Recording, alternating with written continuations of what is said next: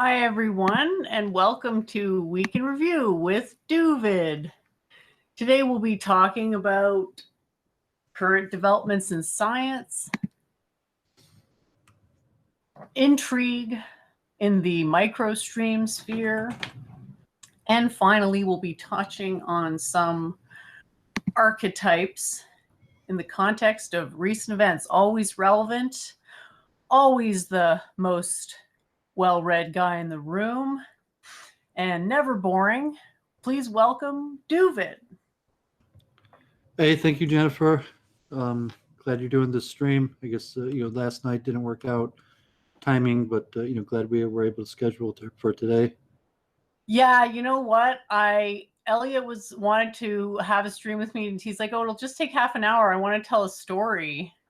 And I'm like, "Okay, cool." And then the stream ends up going for 5 hours, and I didn't really. I guess I'm too much of a people pleaser sometimes. I don't have the will sometimes to say to stop when I'm getting tired. And then I was like, at the end of the stream, I'm like, you know what? I can't do my normal stream tomorrow because I'm just too zonked. So that's why it got put on pause. But yeah, next week there's a guy, Mark. I think it's Mark Davis. He wanted to go into deeper questions about the cosmology that I subscribe to, as well as couple of other points relating to the quantum mind hypothesis. So that should be a good stream when we get to that.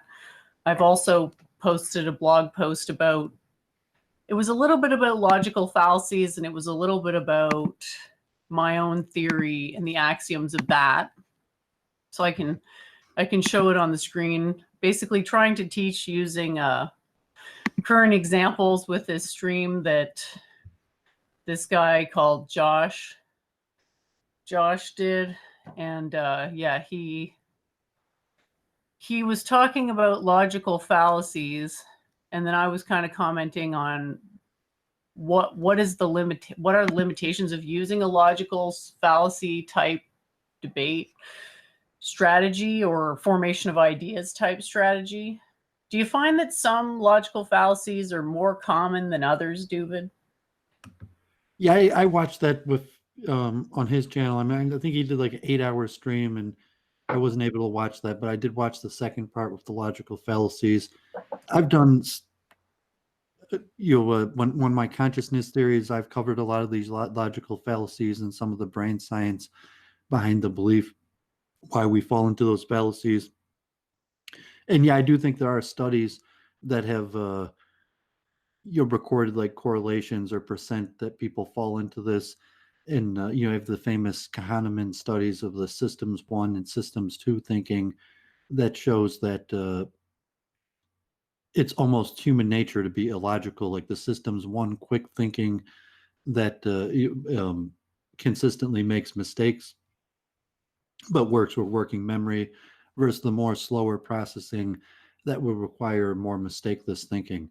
And I think that's, although the mechanism of system 1 and 2 of there being a biological mechanism to explain it is less clear, but the statistic psychological testing has shown very clearly that people fall into these patterns of mistake. And just the quick thinking model of a person, we're actually in many cases more likely to make logical mistakes than to be correct logically. Yeah, sorry about the tiny picture there on the screen, audience. I just want to give people maybe I'll post the link to this blog post if people want to read it. I thought it was a pretty interesting subject. I guess I'm kind of more interested in discussing the things that I'm more familiar with. And Duvid laid the accusation that I was a bit of a preacher. So I guess I'm guilty as charged on that one. And I just hope that we can like build a more cogent logical system, because it seems like at some stage the logic can't come in and mediate the outcome of the interaction. So I was just wondering personally if you had noticed that one fallacy kind of stood out over the others, because I'm trying to do the same thing. I'm asking myself the same question, like if there was one logical fallacy that I would say I encounter more than others, I think it would actually be the appeal to what people are kind of used to, the familiarity fallacy. Do you have one that kind of stands out, like between straw man and what are the other common ones? Strongman is very commonly used in these like internet blood sports, and it's pretty common.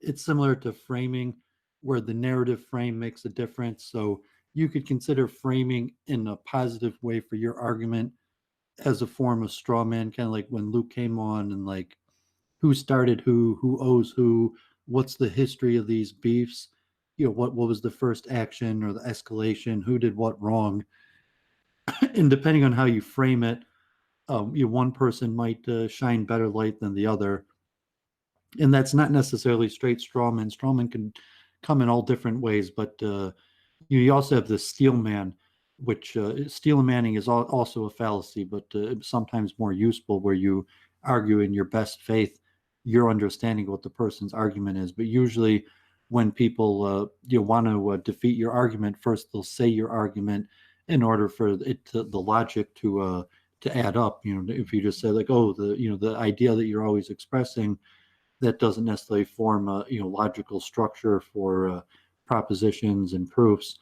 So you usually have to restate it, and then it's to your advantage if you restate it in a way that might not be truly faithful to what the idea the person's trying to express, especially as a rhetorical device in order to kind of win over the crowd and make it like, this guy's representing these false ideas, and I'm representing more true ideas.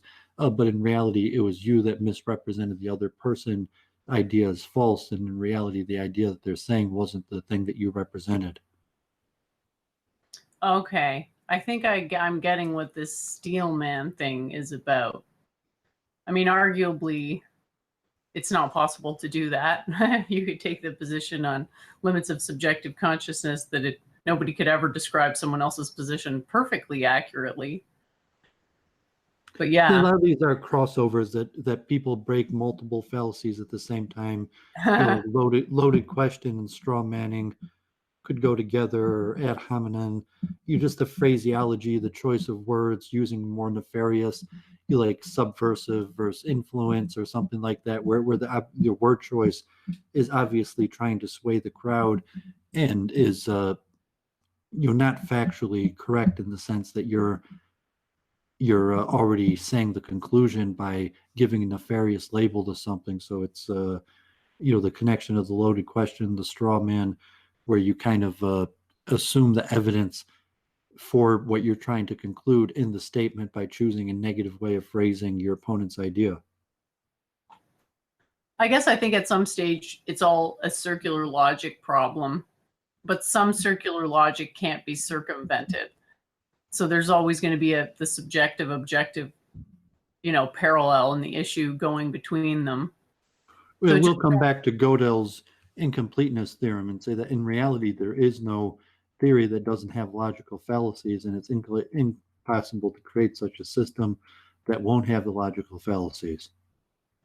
Yeah, I guess I kind of take issue with Gödel's theorem, and I've attempted to disprove it, but ultimately it's based on a philosophical question about what's the definition of truth and what's the structure and geometry of truth versus this particular proof, which I actually think the proof is correct within its own domain of application. I just think it would only really apply to a kind of a computer type system, something that had a kernel. But yeah, we can maybe have that debate at another time. Someone was recently dumb enough to agree to debate me on Aryan invasion theory, so that should be pretty funny. Or not funny for you because you don't laugh, but maybe mildly amusing, I hope. Yeah, I mean, not really. I'm saying like if you have to do what you have to do, but like defeating easy opponents or whatever is not really amusing. It's more a waste of time, although sometimes you have to do what you have to do, and to call it amusing is a way to kind of give value to the fact that you have to keep on spending time on something that really isn't worthy of spending time on. Yeah, I guess I totally agree with you. I wish I would never have to do another one of those debates again. But yeah, I was just trying to keep a positive spin on the whole vibe, because it gets so like acrimonious after a while. I guess, are there any debates in the scientific domain that you'd actually want to see? Well, kind of to sharpen the mind, but no, I want to make progress and move forward on the hard problem of consciousness. So there's a lot of study and there's a lot of precursor of definitions, like in empiricism and defining terms and just discussing, because there's so many different topics that you really exhaustively spend hundreds of hours on, and so you have to discussing and have clear definitions of terms and kind of logical rules and purposes of the discourse to move forward.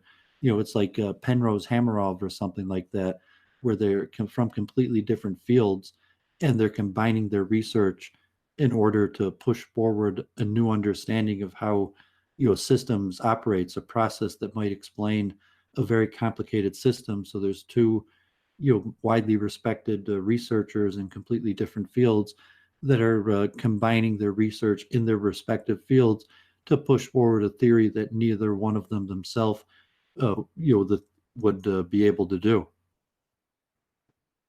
Yeah, it was funny because I was having a conversation with some random scientist guy, and he was talking about Penrose's possible non-singularity universal Big Bang. And then Penrose was also involved in this quantum mind thing with Hameroff. So I find it funny that he's touched on two of the subjects that I'm kind of interested in. So that was cool. I wonder where it's going to go. Like, what do you think would be sort of a way to know that we were going in the right direction for solving the hard problem of consciousness? Like, I'm trying to think of scientific measurable things.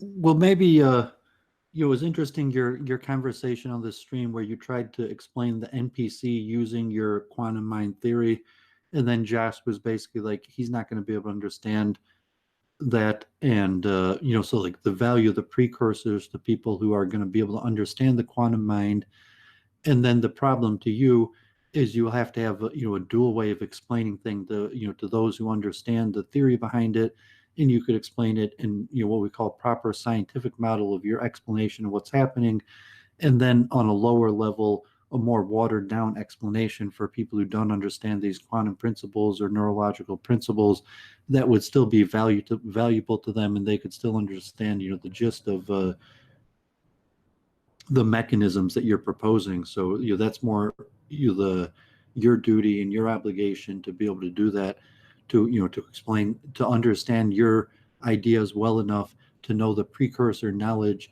that people need to understand your ideas, and then to be able to express your ideas in a way that's valuable to the person at the level they're at. So that's quite a task that will demonstrate your understanding of your own theories when you're able to do that. Yeah, that's a good observation. I completely agree with you. It's kind of an uphill battle, but at the Do you same want to time, do an example? I mean, it might even take like 10 minutes. sure. But if you want to, you walk through your NPC and what you would call the proper scientific model of understanding for how you thought the NPC, quantum brain is working in a way. Like, what does it mean that a person's an NPC? And then maybe a simpler understanding where a person could understand somewhat what you're saying, even though they don't understand the science to fully appreciate the concept. Oh yeah, good idea. The way that quantum mind relates to the NPC phenomenon, which is the person who doesn't have an inner voice. I guess it's kind of become a bit of a meme with the NPC from video games, which is a play, like it's a character. I'm sure everybody knows what an NPC is, but in case anyone here doesn't know about video games, it's in those role player games. They have fake characters that just sort of stand around and you can punch them or rob them, or I don't know what exactly people find fun to do in video games, but they basically don't have a person controlling them. And that's a metaphor for having that extra level of self-control in your mind where you identify more with the subject of the experiences rather than the sense experiences themselves. And the way I explain that with quantum mind is that if you want to think about how the mind actually forms, and unfortunately it's a bit hard to visualize this, but you kind of, if you can think it through from the beginning, you can kind of visualize it more easily. Like starting at the simplest form of life would just be a tiny cell with like a spherical waveform around it. So an invisible spherical thing that represents the energy of the electron field in that living organism. And then as life gets more complex, the thing you have to realize is that life doesn't really get very much bigger, relatively speaking. Like humans, in terms of overall size, are actually pretty small compared to some of the animals we've had on Earth. But so we're kind of restricted to a smaller geometric area, which causes a compression in that originally spherical field, because it's bound by the same laws as everything else. It's going to go to lowest energy state that it possibly can go to. So it kind of collapses in towards the body, and that caused it to fold over on itself. And that means your prime consciousness is interfering with itself. And then one of these harmonics, that's like the consciousness of that everybody kind of has, the subjective consciousness. And the inner voice consciousness, the like non-NPC attribute, would be considered another harmonic. So another folding of the mind onto itself so that it can coherently get impressions from more information that exists in the mind. Not sure if that explanation was good or not, but basically the NPCs thing really took off a lot. You don't really see it too much anymore, but people do still make posts. It kind of became like a classic meme. So people just basically, it'll live forever. Some of these memes just have so much staying power that they really, because there's always that like time when you're thinking, oh, you know, that there's that perfect time when that joke would actually be funny. Yeah. Okay. So I guess that's all I had to say about NPCs. Do you have any thoughts, Steuben? Yeah, I've been doing my rambles, like ramblings of a chess coach, and like I did these long series on consciousness, and yeah, I think there's different ways of getting at the issue. And I mentioned Gurdjieff, and actually, hopefully, I'm going to show that video from, and we'll read that quote I showed you for the program, and that video of the dervish dance that might actually explain some of these alt-right debating circles, but. This concept of how thought works. And I mentioned to you a few weeks ago, when I'm in these situations where the conversation kind of hits a dead end, a lot of times I'll think about thinking and think about thought process and what's causing the person's thought process and how they're processing information, what information they have available, and their precursor may be genetic or higher level rules that might. Yeah, I mean, your point is that their popularity is going to their head, and once they realize that the viewers are not there for what they have to say, and they just stop watching, they'll be by their lonely selves again, and the people who agreed with them will just kind of not be there, and they'll just be all by themselves. Yeah, but the dictator is the power of the leaders, not the power of the people. So you're saying that you would be the best democratic regime, not the greatest I'm dictator. Happy, but I'm happy to let the electorate decide, and they are taking it seriously. We are having an election on October the 7th, Saturday, right, to find the best theocratic dictator, right? Now, the runners, wait. The runners and riders are me, Claire, Gandalf, and Jen. Okay? And there was a poll with Brundlefly is going to be the moderator, right? And there was not that many people in the chat, but there were 7 people voted Brundleflies. Okay, let's run a straw poll.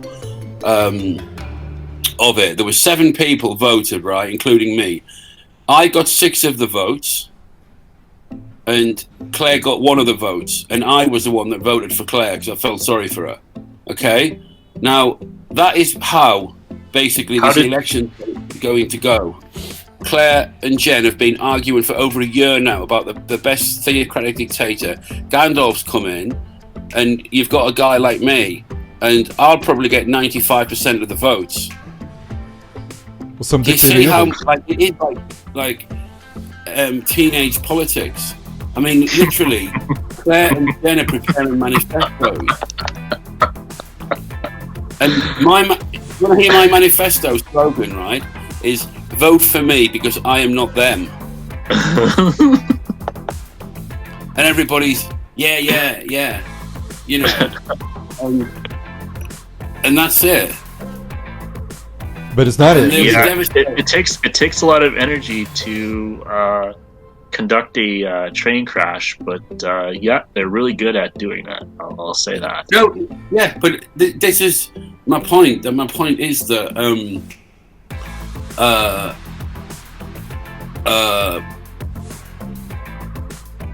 Arguing with each other with 6 viewers watching.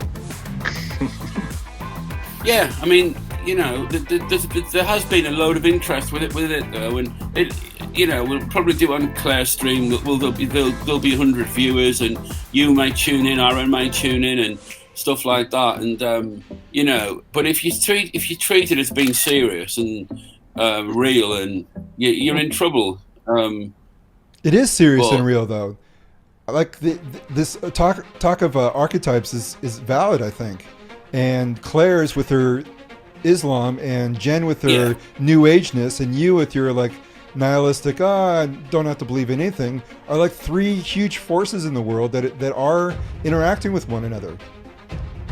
No, exactly, Aaron. That's what it is. It is a microcosm, and it is archetypes. No, totally.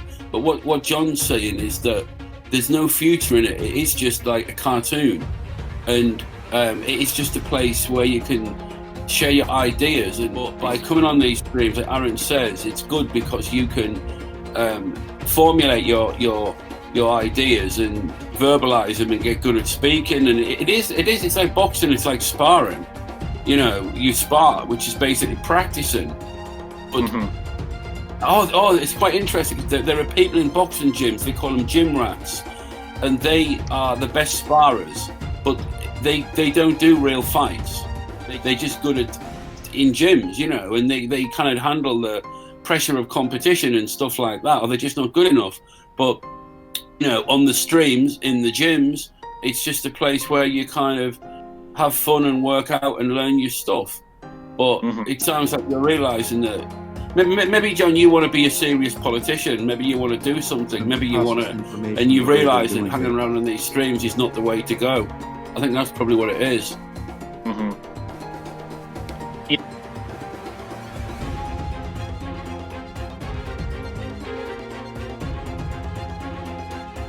So, you know, from the neural process, like you said with Faust on the archetype, you know, the dissonance sets in when there's a mismatch between the higher rules and the sense perception.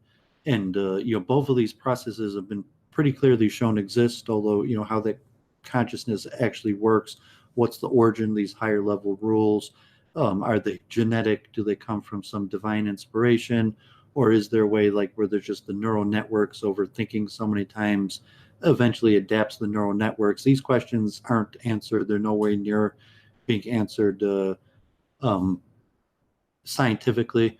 I think that's kind of like dangerous in a way, because if the questions aren't answered, people come up with their own answers, and they may not be right, but it kind of sounds compelling enough, and then people assume it's right, and then it's kind of scary, honestly, some of the ideas people have about the origins of the soul and other things.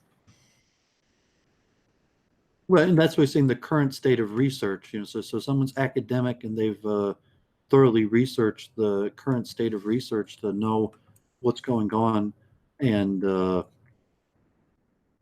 where further research should be done. But to accept kind of this concept, you have your immediate sense perception that's telling you what's happening, and then you have these precursor past higher level patterns that you believe are going to occur, but in reality may or may not actually occur. You know, so to say the archetypes that we believe to be correct So in order to interact spontaneously with the active changing world, we need these patterns in our mind. However, the patterns in our mind are very often incorrect. And that's, triggers and dissonance when, you could tell the pattern type thinking that a person has entered into, and you're saying, the pattern that you're, mechanically using will not accurately explain the information that's available, kind of like Karl Popper and disproving that it has to be falsifiable. So, a pattern is falsifiable when you show something that triggers a person and demonstrates that their pattern is not correct. And so just to constantly think about that, what are the patterns that the person has in their mind? What's the origin of how they came to believe these patterns are correct? If the patterns are incorrect or only partially correct, what's the process to go through to have deeper level patterns? And the deeper philosophical questions like free will. And I mentioned Gurdjieff and his 80 years ago more esoteric spiritual way of explaining things that might be a hint on how the neural processes works about mechanical man. So like the MPC is basically in mechanical nature and saying that they have limited to no free will because the patterns, higher level archetypes that they have in their brain basically force them into action, and they have no choice to act in any other way than the way that they're somewhat being programmed to act by the higher level patterns that were programmed into them in larger society. Yeah, it's something I didn't really see coming, is this dialogue about pattern recognition. Because I guess, with doing science, that is what you're doing, but I guess I never put it into those words exactly. And seeing people talking about patterns reminds me of this old quote of, seeing something that, seeing a pattern, the difficult to discern pattern means you're a genius, but seeing a pattern that isn't there makes you insane. And it's hard to reconcile sometimes because people's beliefs are a lot of times in contradiction with each other. Yeah, and then you're like the levels of thought where you say if it produces a correct result, more than half the time it's useful. So people will constantly fill their mind with patterns, and maybe it only produces a result, the right result 50, 60% of the time. But that's enough. We keep it in our mind, even though it's, a good percentage of the time giving us the wrong result. But that could be better to have, something then like that than no pattern at all. And the person may not know, and they might keep on producing the wrong result and misreading situations. And I think that's like the alt-right with things like race. Does race matter? And so if you're social justice warrior on the left, that pattern, you're just going to keep on going with the higher level pattern. Or if you're on the alt-right, or the different theories where you just have as Luke would call the magic key to unlock the secrets of the universe. And even though that might correctly give you the answer occasionally of the time, it also a substantial amount of time gives you the wrong answer. So that's the NPC that is just stuck in that mire where they're using the same key on every door, even though it only, in reality opens a few doors for them. Yeah, that's such a good point. That reminds me of Claire Ka and how there might be a pattern that Claire's not recognizing. She's kind of been having a whole lot of streams. I don't know if you watched the one she did with Aaron Amahud. I was in the middle of that, and you have to decipher out how much good information you're getting out of it. So, if they time stamped it, and to be short and precise in your words is an extreme value. And it's also one of the benefits of having these streams is somewhat to practice public speaking, to practice expressing your ideas. And the more we do this, the quicker and more precise we'll be able to do that, and to test it with, how do people understand? Like, I think you were kind of like speaking out loud about your failures in rhetoric, where you're like, oh, people don't understand what I'm saying. And you keep on projecting, assuming they know what you know, when in fact they don't. So you have to devise precise, short ways to explain this key bit of information. So it's just like, oh, I already did 100 hours of streaming and have years of a blog, you like Jordan Peterson, where he was being interviewed by that woman. He's like, read more. How much have you read? It's not enough. To be like, well, actually, I could give you a very short, like 10-second to 30-second explanation of a whole bunch of things, or I could give an hour-long explanation of a whole bunch of different things, and you appreciate in your own mind how much information that you're giving over. So if it was an intelligent person that knew none of this stuff, but had a reasonably well ability to understand and put together complicated ideas, what in their mind would they be building up with the information you're giving over, let alone people that may not be so quick-witted and may not have good processing ability to put together multiple complicated ideas. And it's like the chess is the thinking example, where you're coordinating your pieces. The difference between the one player and the who is good and one player is better is they might be coordinating more forces at the same time, that they could think they might say more moves and depth at a time, or they're looking at the combination of what multiple pieces might do. And so one person might be looking at 5 pieces and what they might do over the next few moves. But an even deeper thinker might be thinking about 10 pieces and what they do over the next same moves. So the same thing with any of these thoughts regarding very complicated things like the hard problem of consciousness. You got to know what you've studied and how that applies. So if you're like, okay, I studied physics and some biology, but I don't really know biochemistry or microchemistry or psychology or philosophy, linguistics, all these different fields that are relatively an integral part about describing how the brain processes thought. And then you think like, oh, well, there's impossible for one person to have really mastered all these different fields. And then it's okay, like, well, you might know a little bit about linguistics, even though you haven't studied linguistics, or neuropsychology, or quantum physics, and all these different things. And over time, you get used to, summing people up, how much they know of these different fields and how much that matters for the ideas you're trying to express.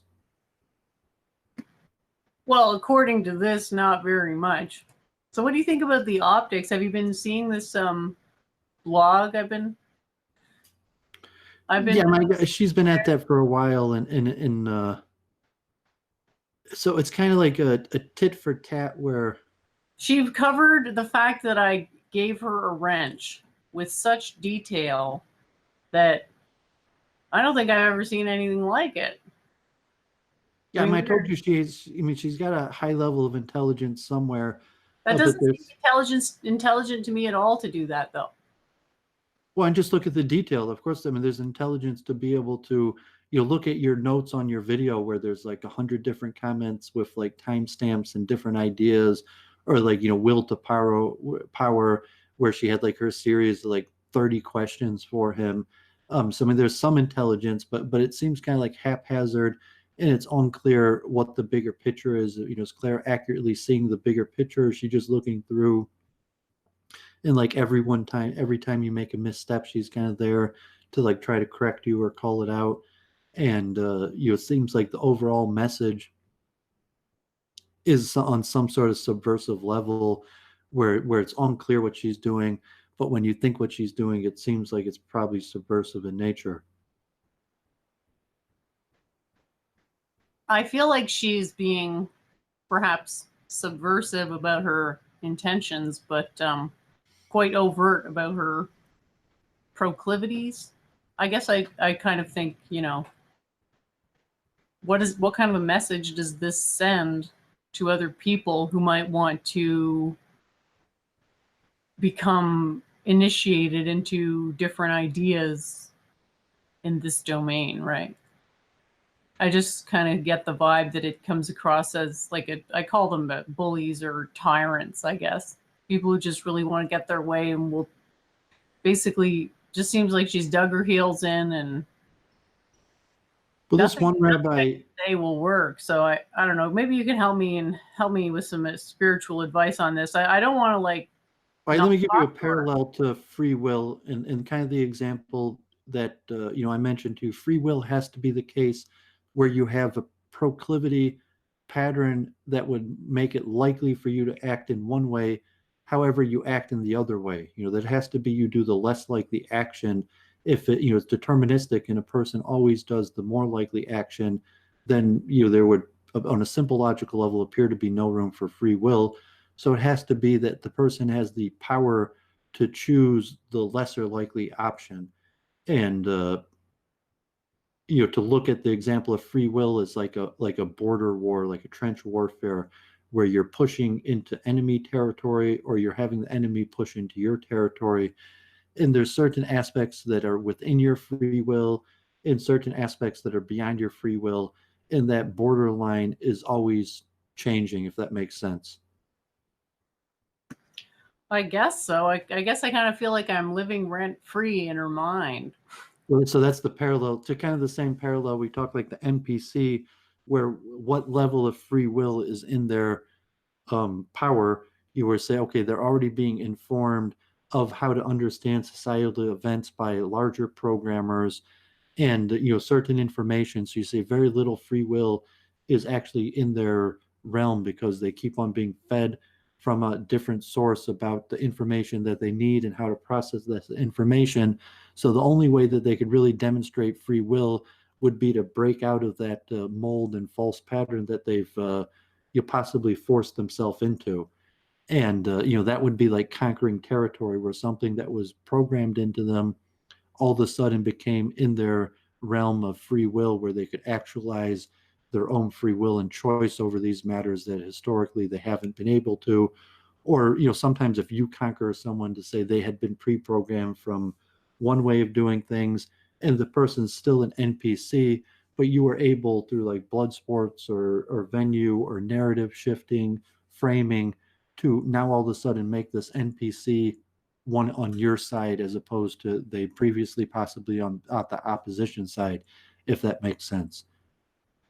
Someone could be like an entropist or a secular Quranist, but there's still an NPC, but through the process of blood sports or dialogue or winning over disciples, that the person's still an NPC, but maybe they were converted from an entropist to a secular Quranist or the other way around, without changing their essential NPC status.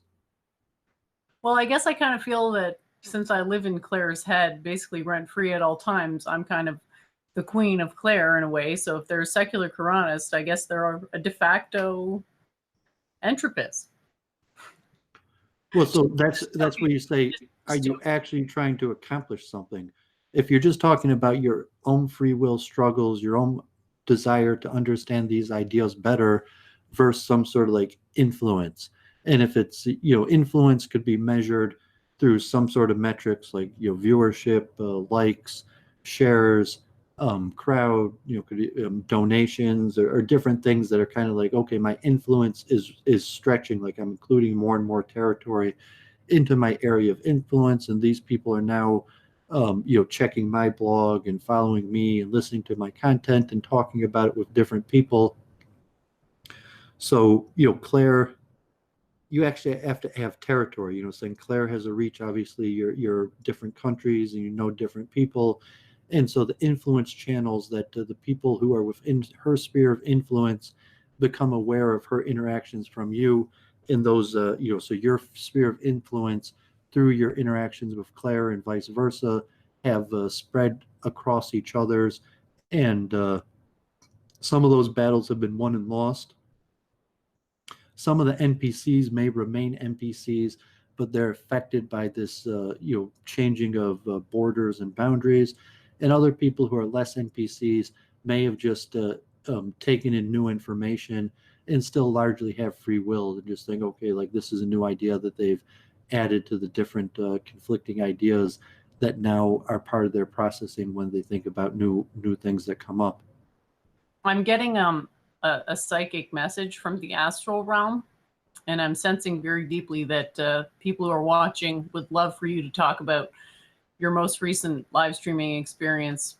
Actually, I'll just play a quick clip from it because it was pretty, if I can just find the timestamp that I had written down. Here we go. I'll just pull it up real quick. It was, it had me in stitches. I hate to admit it, Duvid, and every time I laugh at something you say, I also got your voice in my head saying, oh, you're laughing is considered degenerate. And I was like, oh, Duvid, I just can't help myself. You're too funny. All right, so I'll just play a super, super quick clip, if that's okay, of your appearance on the Blunder Try stream. Okay, so this is at 3:17. But anyway, all right, guys. Well, this was a pretty incredible week of shows. Duvid, or old Duvid, I guess. Are you fine with being old Duvid and we'll call Ken new Duvid? Does that work for you? You're Andy Warski, so I said, no, I don't. Oh! In terms of this, like, MJF, Oh no! people are probably more interested in tuning into you and your jokes. But like, I have not found one of your jokes funny in the whole year we've been doing this. Burn! Sorry. Please do it. Give us your hot take if you could, and then we'll take the conversation wherever you like to go after that. Yeah, maybe it's like it's funny because it's true, and if you were woke to the overall dynamic the whole time, it never would have been funny the whole time. It may have been more sad. And I'm not sure if you like that comparison of Brundle versus JF, and like he's the Warski and I'm the JF, at least in that dynamic, where he's more popular, has a bigger view, but it's more for being like an irony bro and a comedian, and not for being serious. And you watch him like the other shows, like discussing politics or arguing, or even kind of like Luke Ford trying to set up like a fiction, where you have these two fictional characters, Brundle versus Kyle, arguing. Well, Luke Ford tries to make money off of it. That will probably still be more popular than Duvid, but people are being more woke to that dynamic. So if you're an NPC and you were just like, okay, I'm Duvid's side or I'm on Brundle's side, and given the nature of the venues that we're in, the majority of the NPC people are by nature on Brundle's side. And to look at that dynamic as it goes on, either they conquer free will and become less mechanical through having meditated or worked, that they've had a venue of free will to look at the ideas more deeply, or it's possible that they could still be an NPC, but due to their programming, they just serve a different master without having any different form of enlightenment. Well, that's a very deep observation.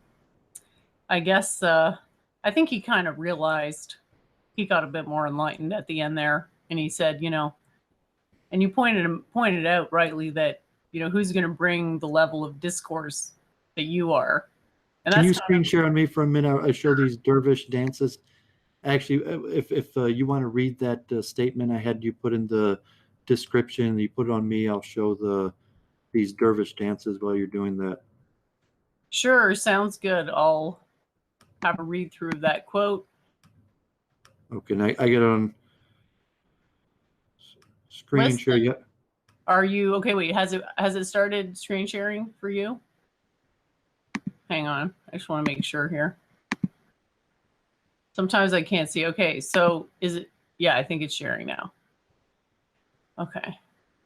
So these are from the Gurdjieff, the movie, Meeting with Remarkable Men, the dervishes or Muslim mystics, where you learned this wisdom from. This like a sandcastle. This is like an Enneagram where they're doing sacred dances, and so I mean these actually exist. This would be like not like Osho, but a more dervish retreat. And obviously, this movie was made decades ago, in a time that doesn't exist anymore. But the next dance that comes on is the one that you have to understand for the blood sports and these complicated concepts of subversion and decoys and understanding really what's going on and who's in power. So would you like me to read the quote now? I want to explain this next dance that it comes up, and I'll have you read the quote. So a lot of people function like this, where you have like an inside decoy that is really on the opposition side, but they do it to create unity. It kind of like an internal Judas, where like this guy really wants to kill you, but you want to know who he's talking to, so you keep him on the inside. So here you have like the dervish in the center who's doing the dance, and all the people on the side. And you have like the idiot, so to say, dancing around him. and the people who are trying to grasp the master's wisdom versus the idiot who's kind of dancing around him that really probably wants to kill the master and be the master himself. And so the people, the students are at the dilemma: do they really humble themselves to learn from the master, or do they team up with the idiot who's really trying to defeat the master? And I'm not sure you're familiar with these dynamics, but it's expressed here in this dervish dance. Well, there's probably not a whole lot of dynamics I'm not at least somewhat familiar with. I mean, you can consider yourself the person in the center, and Brundle's the guy dancing around, and the people are kind of like, who do they believe, you or the person going around, and which one is which? And there's some other like cool dances, but you see just coordination of people and energies. So when you look in these larger circles where you have a lot of people and you don't know whose side they're on, and the people could constantly be switching sides. I mean, we got like Mistopheles and or even like Elliot or Brundle and Babs in the different camps, and one position they're enemies and working against each other, and then all of a sudden they've moved, and the different sides have aligned in a different way. And there's different sacred dances that have been meant to teach the use of these energies. And then so in this movie, then this famous master gives the quote, so if you want to read it now. Sure thing. Listen, you've now found the conditions in which the desire of your heart can become the reality of your being. Stay here until you acquire a force in you that nothing can destroy. Then you will need to go back into life, and there you will measure yourself constantly with forces which will show you your place. That was a good one. Yeah, it's pretty good. It's like the process of enlightenment. So, okay, you're a student, and it's just like I'm empty on the inside, and I realized that like the patterns and the archetypes that I was going through life with previously are largely failing me, and I'm just like an NPC. So you come onto a master or a place to study, and you really have to stay there until you have this impenetrable force that you've built up on the inside, that you'll be able to stand in any situation. That's kind of like the free will, where you stop becoming a mechanical person, but you could measure yourself by forces that other people in the situation aren't necessarily measuring themselves by. And the reason you're able to do that is because the precursor meditation or study that you've done, that you're going to be able to measure yourself and prevent yourself from falling into archetypal NPC patterns that maybe the larger people in society are a slave to. Well, I think you touched on something important here. I mean, I think that instant of realization, or the entertaining of the possibility that someone is an NPC, like that they themselves are an NPC, that's kind of the first step towards not being an NPC anymore. Because if it's never occurred to you, then you're probably an NPC, right? But if you're kind of thinking, wait a minute, am I just this automaton, or am I maybe something more? And that's kind of that first step to the eventual state of the master, as you say in that movie. I originally thought it was an Indian movie, but it's not, is it? It's something else. No, it's more dervish, like Sufi wisdom. And Gurdjieff was the fourth way, and most famous for your preaching theories about the Enneagram. But he created like a cultic movement. He came from the Georgian Caucasus Mountains in Russia that was war torn at the time. And then he traveled through Egypt in the Middle East, and then like Kazakhstan, where he studied under these Sufi masters. And then he took that wisdom. He also became like wealthy as a carpet trader, and he would purchase these like huge mansions, and he'd recruit people to come and like join his cult. And then he'd have these sacred dances that he'd teach them. And they were actually very popular, kind of like Madame Blavatsky, where they opened centers across Europe and America and had a lot of famous artists and writers and countercultural people that would go to his retreats and be kind of like a part of his cult. And to some extent, that cult still exists. If you want to consider it similar to like Theosophy, the fourth way, Gurdjieff. But the origins are largely Sufi and wisdom, and different people have traced, which schools, which sandcastles, or where he traveled to, and to try to put his wisdom that he used to open up the fourth way to previous, long run centuries, generations of Sufi masters. Yeah, I still see the Helena Blavatsky seal. There's no religion higher than truth. I don't know if you know that one for the Theosophic Society, I think it is. Yeah, and that's more in India. I mean, obviously, so Madame Blavatsky was more Hindu Vedic based. Also, I think she liked Tibet more. I mean, she had some Egyptian, but I think she favored the Tibetan wisdom of any of the Vedic wisdom.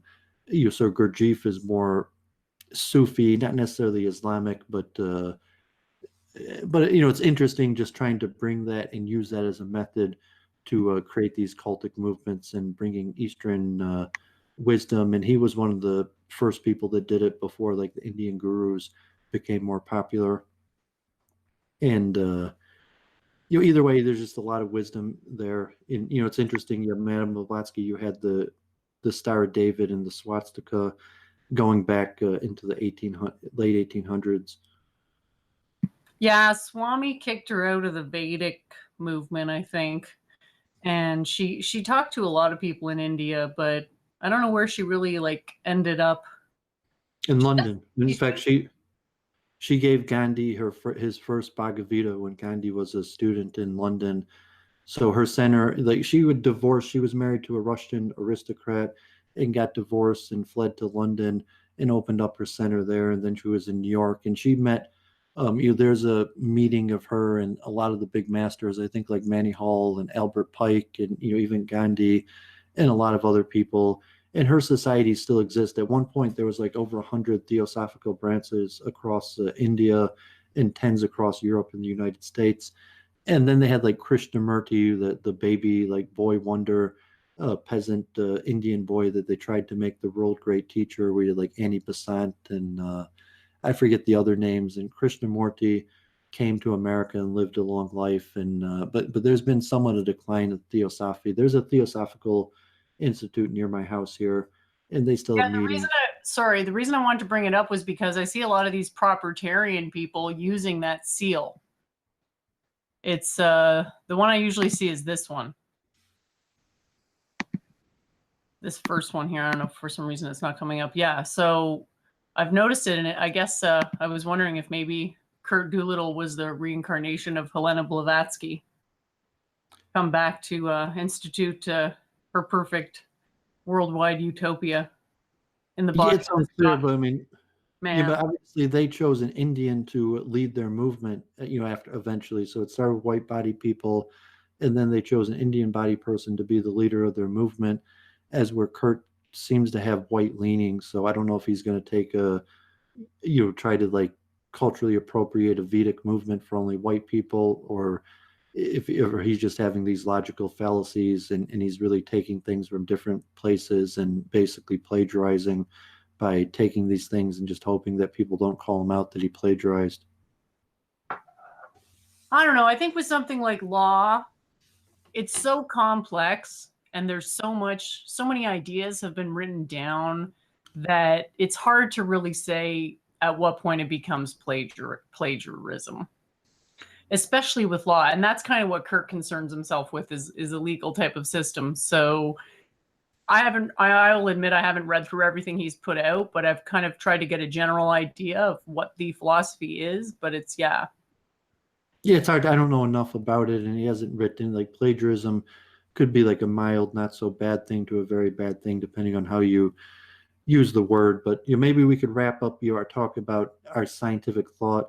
And I was making my rambles and saying, okay, I'm constantly on the battlefield, but that doesn't change the fact that there's now at this point in my life thousands of things that I've studied for many hours, tens of hours, and when I have time, I'm thinking about. But time is very limited.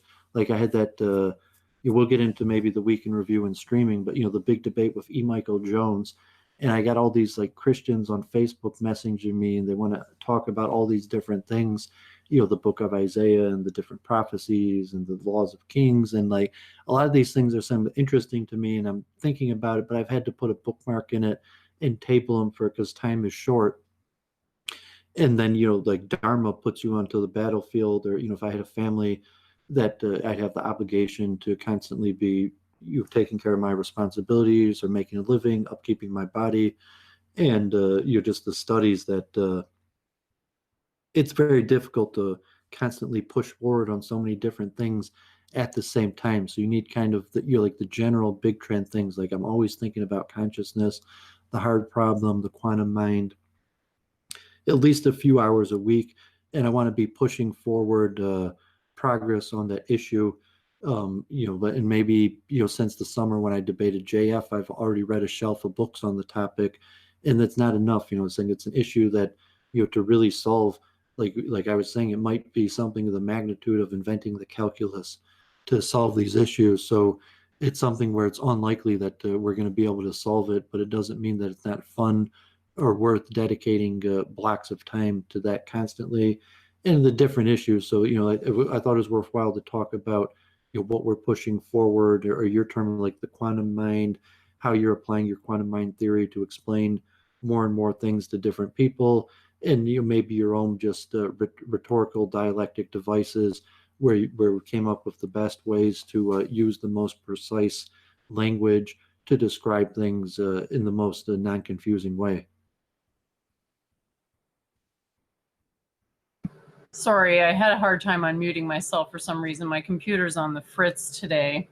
That's a lot of questions all at once. Can you just, were you asking me these things to address myself, or were you saying they were subjects you wanted to discuss generally? Well, I mean, if you want to address them, you can, or we could just move on. But I thought that's why it was, the week in review. If at this point already we could add, we had the science section where we're pushing forward theory. Like we've been talking for a few months now, and we've both had a lot of theories that I've said, that you've said, that other people have said, and that we could kind of push forward. What's the current state of all these ideas that we've been discussing for a period of time? Okay. And then, Cool. So how long? Then at the same time we could talk about like people and the actual debates and going on and meta analysis of archetypes. So we talked about archetypes.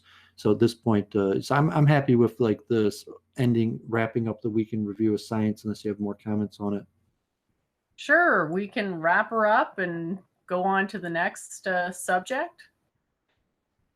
So did you want me to give examples of rhetoric strategy about science, or just general rhetoric?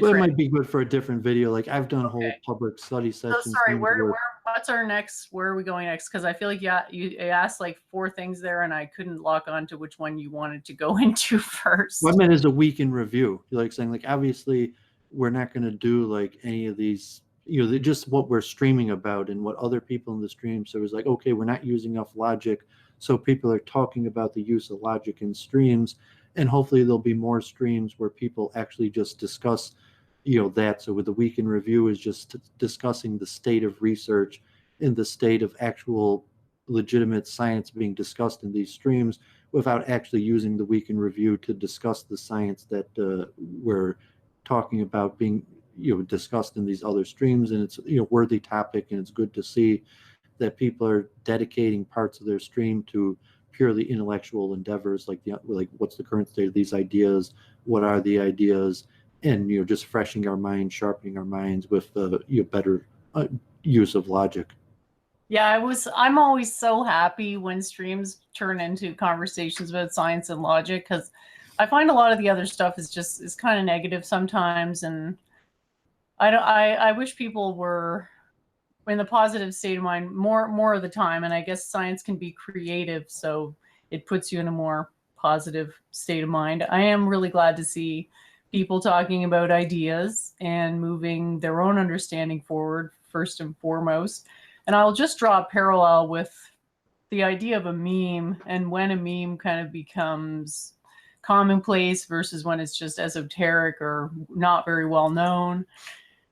Some ideas take longer to congeal than others. Like I've been trying to push this one meme that cats cause toxoplasmosis for a really long time, and it just, some people get it, but it hasn't really caught on in the way some other ones have caught on. So maybe with this quantum mind thing, it'll catch on whenever it becomes part of the dialectic, and it won't be that people quote accept my theory so much as they just go with that as the default hypothesis and build from there. And then whether it's true or not, because there's applications they aren't necessarily obsessing over evaluating the truth value of, which is kind of what it's become now, is like, it's not about the arguments, it's just about undermining my credibility as a person, which like people don't seem to realize at some point inverts the perception, because if all these people are attacking you, people just assume that you have a good idea. So there's a lot of stuff that operates at the same time, but at the same time, archetypes are eternal, and stories are archetypes. So sometimes it's, you know, fun to try something new because maybe you'll learn a really good story out of it, and that could be quite spiritually fulfilling, especially if it's a complex story. Yeah, and I mean, I'm glad we discussed archetypes. So, you know, that, like I said, when we're talking about the meta-analysis, we're thinking about thinking and processing information, and we're using the current information that we're mutually absorbing. So within these circles, we all know the same names, you know, like Luke, Brundle, Kyle, you know, Jonathan, Melky, Will, you know, Josh. The circles might even be getting bigger and bigger, but we have these common sources of sense perception to understand how we're processing these patterns differently. And you know, so there is just like the news, what happened, what did I miss? Like this week there were so many streams that we couldn't even watch them all or name them all. There were probably like 100 hours plus of different streamings of people on the streamosphere. You know, so we could do the two part where, you know, let's just say part of what happened, and maybe people in the chat will fill in more of what actually streams happened this week, what was discussed, and kind of moving forward the progression of the archetypes. Who is falling into the different archetypes? Are they possibly changing? Or, you know, like my NPC theory, where sometimes an NPC could be kind of won over and they're now an NPC just for a different master, through you know, the concept of what is blood sports in the way of, you know, rhetoric where you're winning over a crowd or stealing followers away from people by not necessarily enlightening them where they're understanding ideas, but through some, you know, maybe like pathos or ethos where you've just kind of won them over, where they're still an NPC but they've changed camps. And so a lot happened this week. I'm not sure if you want me to go first. I just wanted to mention real quick to the audience, if you could, if you have any streams you saw this week you thought were particularly good, please say the stream as well as why or when in the stream it was relevant, and maybe we can find some material for a future time. We might start covering some of these streams if they're operating at a quality which is sufficient that we would be comfortable to stream it. So that's what I want to say on that. So please proceed. Sorry, are we? I feel like I'm not sure if I just talked long enough there. Yeah, I mean, so I'll just say, you know, like I'll go like me in some of the Luke Forts. So I did a bunch of streams this week. I streamed, you know, last Saturday night after we had done a brief week in review while you were still streaming about autonomous vehicles, and I was just interested to put a public study session. And then I did one on usury in preparation for E. Michael Jones. I was on the Brundlecast 3 times this week, and I did some in real life ramblings from different in real life stuff I'm doing. I'm going to be trying to do more in real life, and those are more difficult. And so I had, you know, the engineering foam show, and then my weekly chess volunteering, and then we had a dance party where I actually interviewed and spoke to people.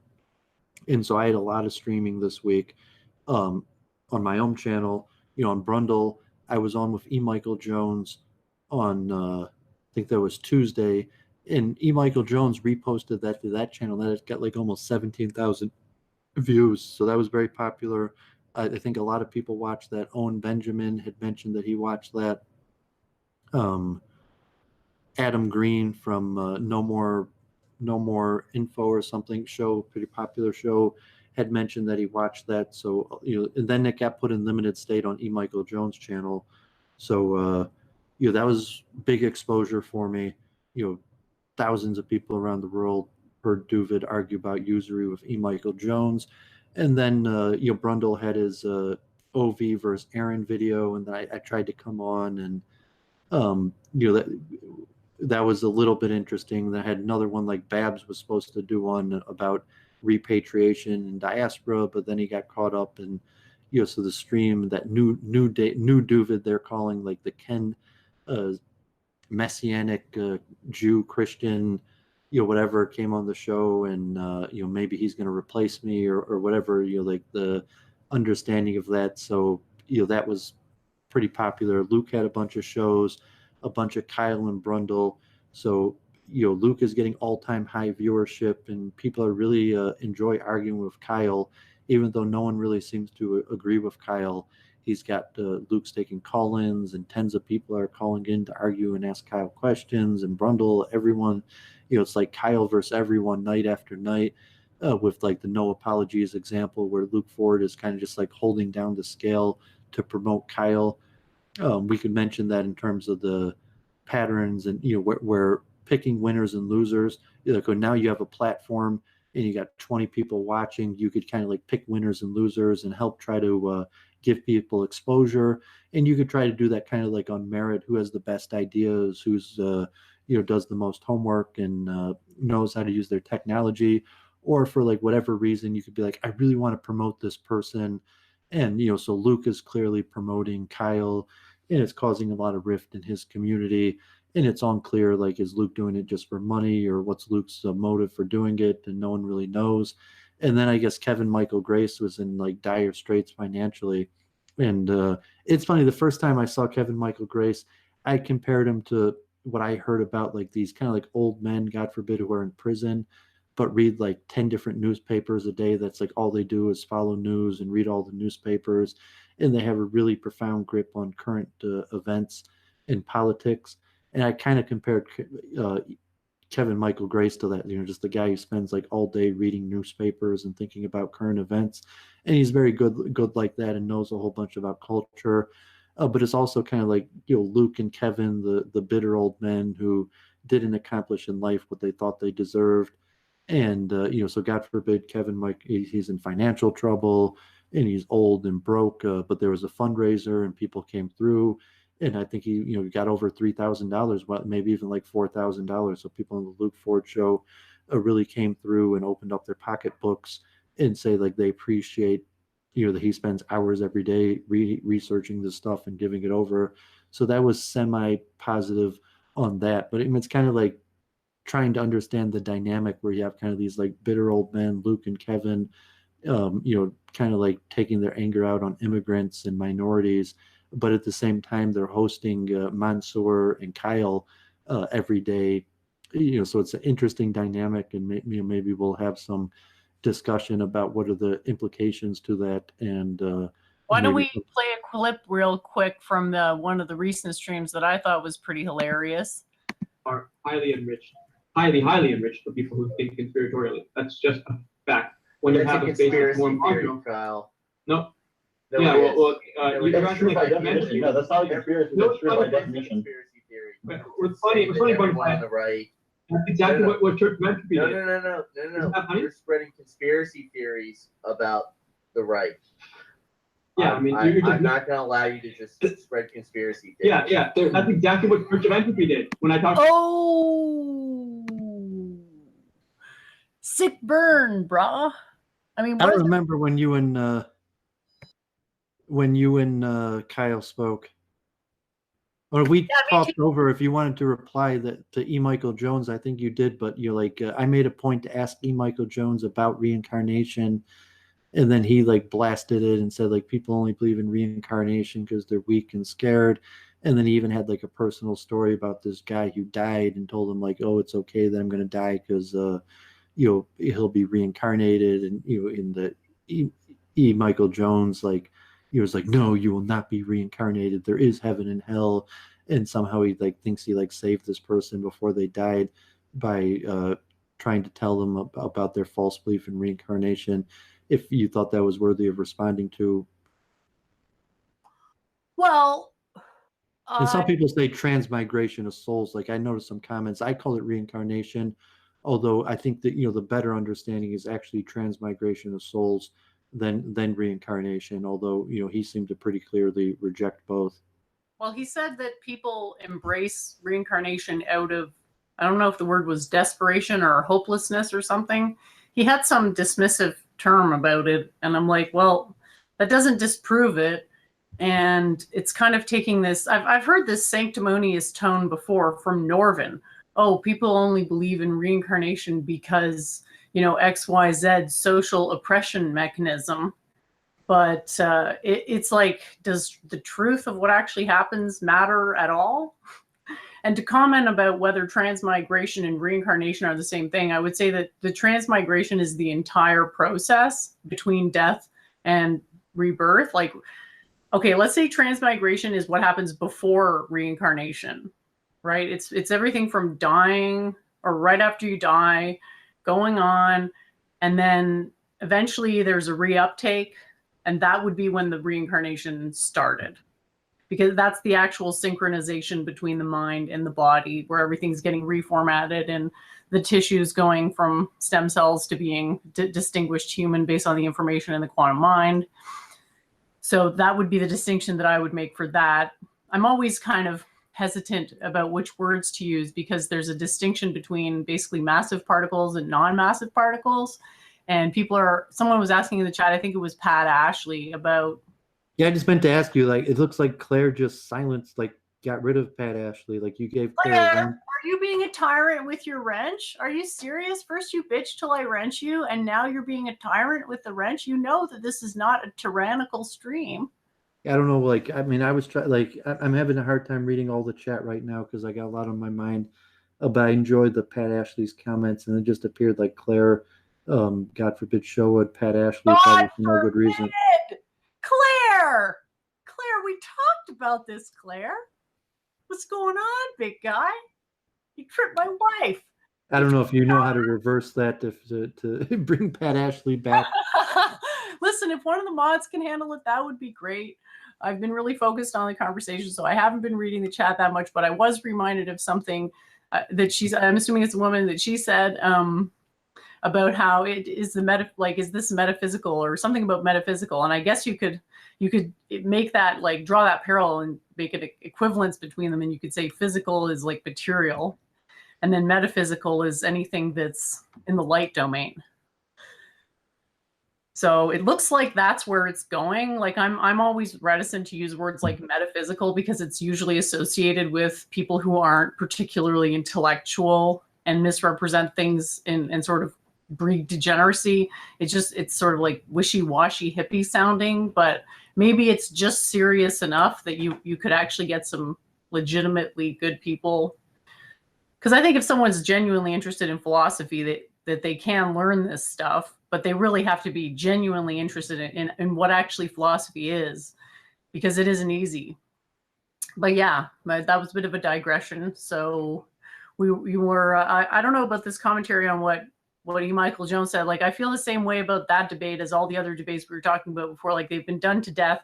They've been done so many times that it's tiresome. So you just like try to find new ways to like dress it up so it's less boring, and it becomes more of like clownish sort of humor and absurdity.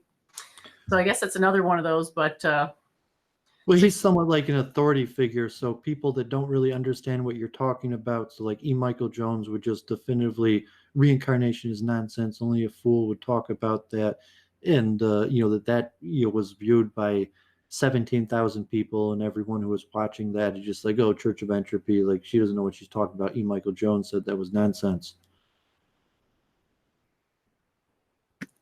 Well, someone at that stage is probably not open to hearing it, and God bless them, but like, I can't change the facts. I can't change the laws of nature, even if I wanted to. Couldn't do that. So I guess in that case, it's just like a situation of more or less just, I don't want to say giving up, but maybe one day he'll change his mind. But at this stage, he kind of seems to have this persona. Like, he's one of these people who has a persona that he's super attached to. And that Jared Taylor guy, it's the same thing, who hide, ha ha ha. He's got this whole like elephantish kind of in a Ganesha sense, kind of pseudo archetype going. And I don't really see these people changing their minds, not so much for old age, but just for having that rigid persona that if they stop being that persona due to a change in belief, then their ego would basically shatter and there'd be nothing left. Yeah, I thought I caught E. Michael Jones in a logical fallacies, false circular reasoning, where he's saying, the reason the Jews have this revolutionary spirit is because they reject logos. And then he also says, like, the Jews aren't special anymore. The church is special. The followers of Jesus Christ are the real, Israel, and there's nothing special about Israel anymore. So he seems to contradict himself. In that, then he asked him, like, well, what's the difference if, any Gentile rejects logos and when a Jew rejects logos? He's like, no, it's a bigger deal when Jews reject logos because of what? So he seemed to have caught himself in a fallacy there where like, what is it? Either the Jews have no chosen people status anymore, and then there shouldn't be a difference between, the Jewish revolutionary spirit and any other person who rejects logos, or the Jews are the chosen people, and they have it's a bigger amplification when the Jews reject logos because of, the original covenant. And he seemed to clearly say both things. So I think I at least caught him on a inconsistency. And if anyone watched that, if that was a thought, thought in the JQ, like that. And I use the expression, like, the Jews, the blood of the prophets flowing through us, that the Jewish blood matters because there's prophetic blood, in the descendants. But then he completely rejects that. Like, no, there's nothing. It doesn't matter if you're a Jew or not, because once the new covenant came, it makes no difference. But then, like, what's the source of the Jewish revolutionary spirit? So, I mean, he might be able to have some sort of dancing around answers, but I thought there was a pretty clear, like, logical inconsistency in what he was saying. Well, I just didn't think his approach to reincarnation was particularly logical. And, they want to keep invoking this logos thing, but they won't actually go where the evidence leads. So it's kind of hard to take him seriously. And I'm not surprised that he contradicted himself, because he's really just sort of stitching things together to corroborate a worldview he's already decided on. He's just finding anecdotes to justify it at this stage. I'm sure he's heard these arguments before. I mean, how old is the guy? Like... Yeah, I mean, he might be even like 70. I don't know. Yeah, so I mean, I feel bad for these people, because I think in the end their ideas are kind of going to be a bit laughed at. So I choose, not to focus on that a whole lot. But I hope people take a step back and, even if you're an NPC, be reasonable type thing. I mean, if two things are, markedly different, then only one can be true. Even possibly both of them are not true. So it's very hard to tell sometimes. And that's why we're here to help clear some of that stuff up and hopefully make a better experience for everybody. Because I think there's some stuff that really makes the streaming culture better, and then other stuff that really just poisons it and makes it just hostile. And I don't know, I'm just imagining the mind of an unaffiliated person. Like, do you really want to give that vibe off? No one's going to want to be your friend, basically, if there's this air of, I'm not exactly sure what it is, but it's just bad vibes in general. Yeah, maybe you could give your week in review, talk about the streams you did this week, or the ones you appeared on, or maybe the people that I didn't mention that made a bunch of streams. I know, like, Josh Neal he's supposedly not going to be streaming for a whole month, and he did this like 8-hour stream. And then he did another stream after that, and Claire had, like, streams every day, and Jonathan Bull had streams every day. And, there are a lot of streams. OV last week, you did quite a few streams. I don't know if Will to Power or other people through, that I don't really know except through you, are doing a bunch of streams. Yeah, so it seemed like there was way more than was watchable this week. Like, literally hundreds of hours of, like, people in the streamosphere that, familiar from these different streams were done this week. Yeah, I hadn't thought of that, but I guess you're right.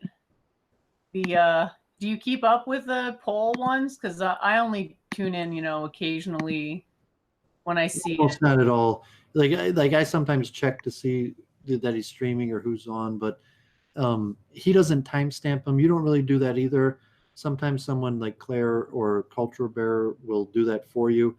So timestamping makes a big difference, or they're not even clear what he's talking about. So it's like at least topical where you could pop on and like I watched that one with no apologies about logic because it was it was like and I watched them in 2-speed, but at least I knew what you were talking about. And Luke, at least he timestamps it, so I could watch a good few hours of Luke each week. I watched like the White Shift, Kevin Michael Grace's Friday book thing, and I haven't watched part of his movie review for the Manchurian Candidate and some of the Kyle Brundle or different parts on different topics. But that's largely to the credit of Luke for timestamping his videos. And it's like Halsey. I don't think I watched any Halsey this week.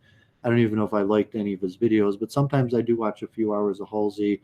But it's a lot of benefit to your audience. Will you actually timestamp your video, and will you actually give a pretty accurate description in the title, what you're talking about, or make it easy? People know who's on the show when they come on the show.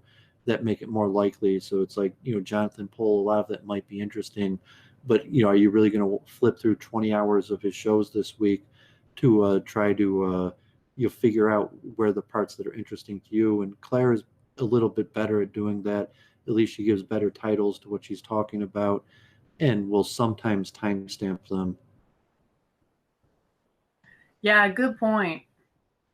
I guess if people want me to know what it is that they're saying about me, they have to timestamp their videos and then hope I go through all their videos and watch them. It is nice to hear people talking about my ideas for a change rather than just talking about me as some, ultimate evil in the universe.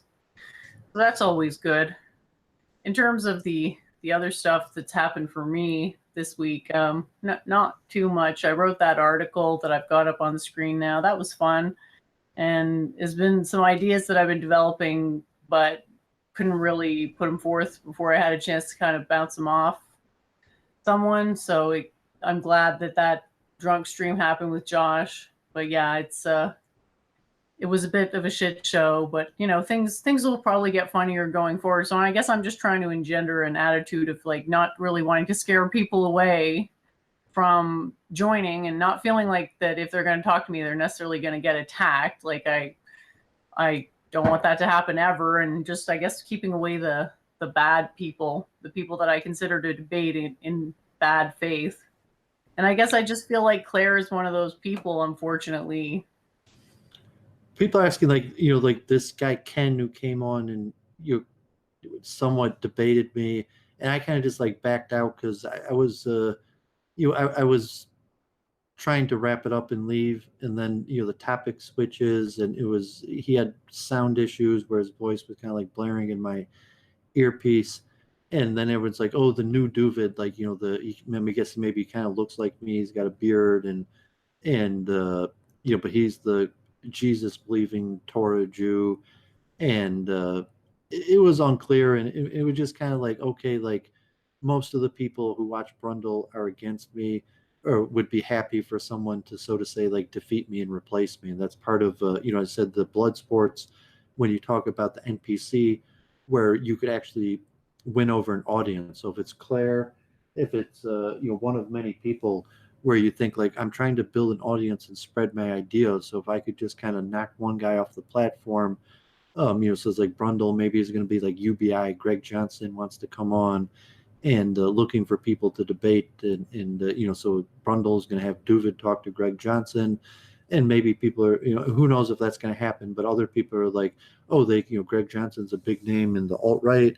And, like, what if, Brundle should have Claire do it, or Eki, or, any of these different names that would be better for them to build their career by giving up a platform, which creates a little competition. And sometimes it could be good competition, and sometimes it's just kind of pointless. So that's why I was like backing out. Like, you like this new Duvid, whoever this guy Ken was, you could have him, like, fine, I don't need to be on Brundle's channel.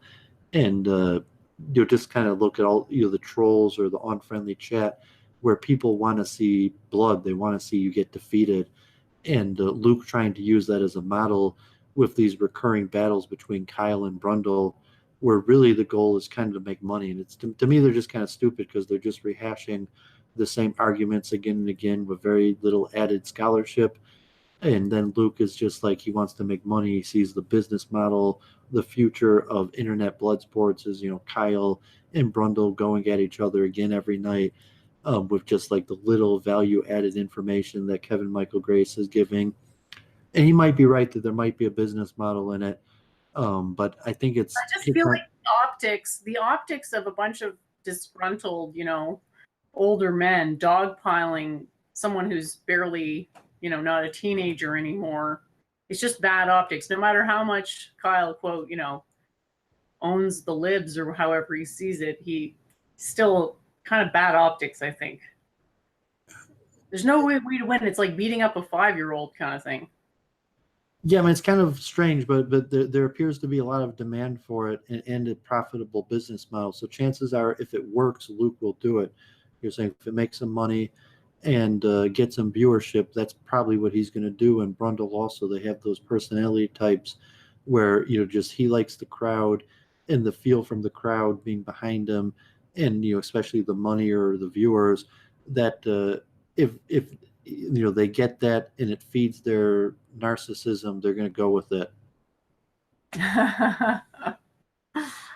That's so so the thinkers, and it could feed into like, okay, the people watching Jonathan or you or me or the different channels that are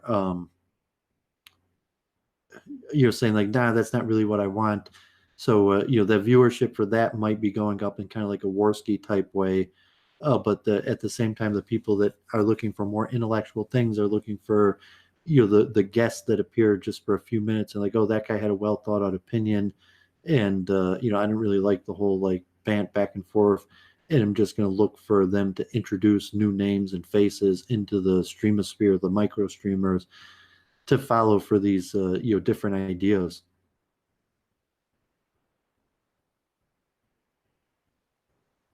And if it's possible, like you or me, to have a more friendly, smaller channel and saying like, okay, I don't really care about making the money or building up the viewership. I'd rather have a small, friendly channel where what I'm talking about is what the chat's interested in, and you could have a friendly relationship with the chat where they're helping forward the ideas, as opposed to like trying to destroy people for whatever entertainment value that causes people to want to be involved in that. I really think maybe there's a cheap laughs, but I don't think it makes people want to be involved in something. And yeah, I prefer the idea of the smaller, more friendly channel, because then it's more interesting because you actually get a background on people rather than just a one-off. And it really does enrich your life a lot to have friends. I mean, not everyone on the internet's a friend, but I think you could certainly meet friends on the internet.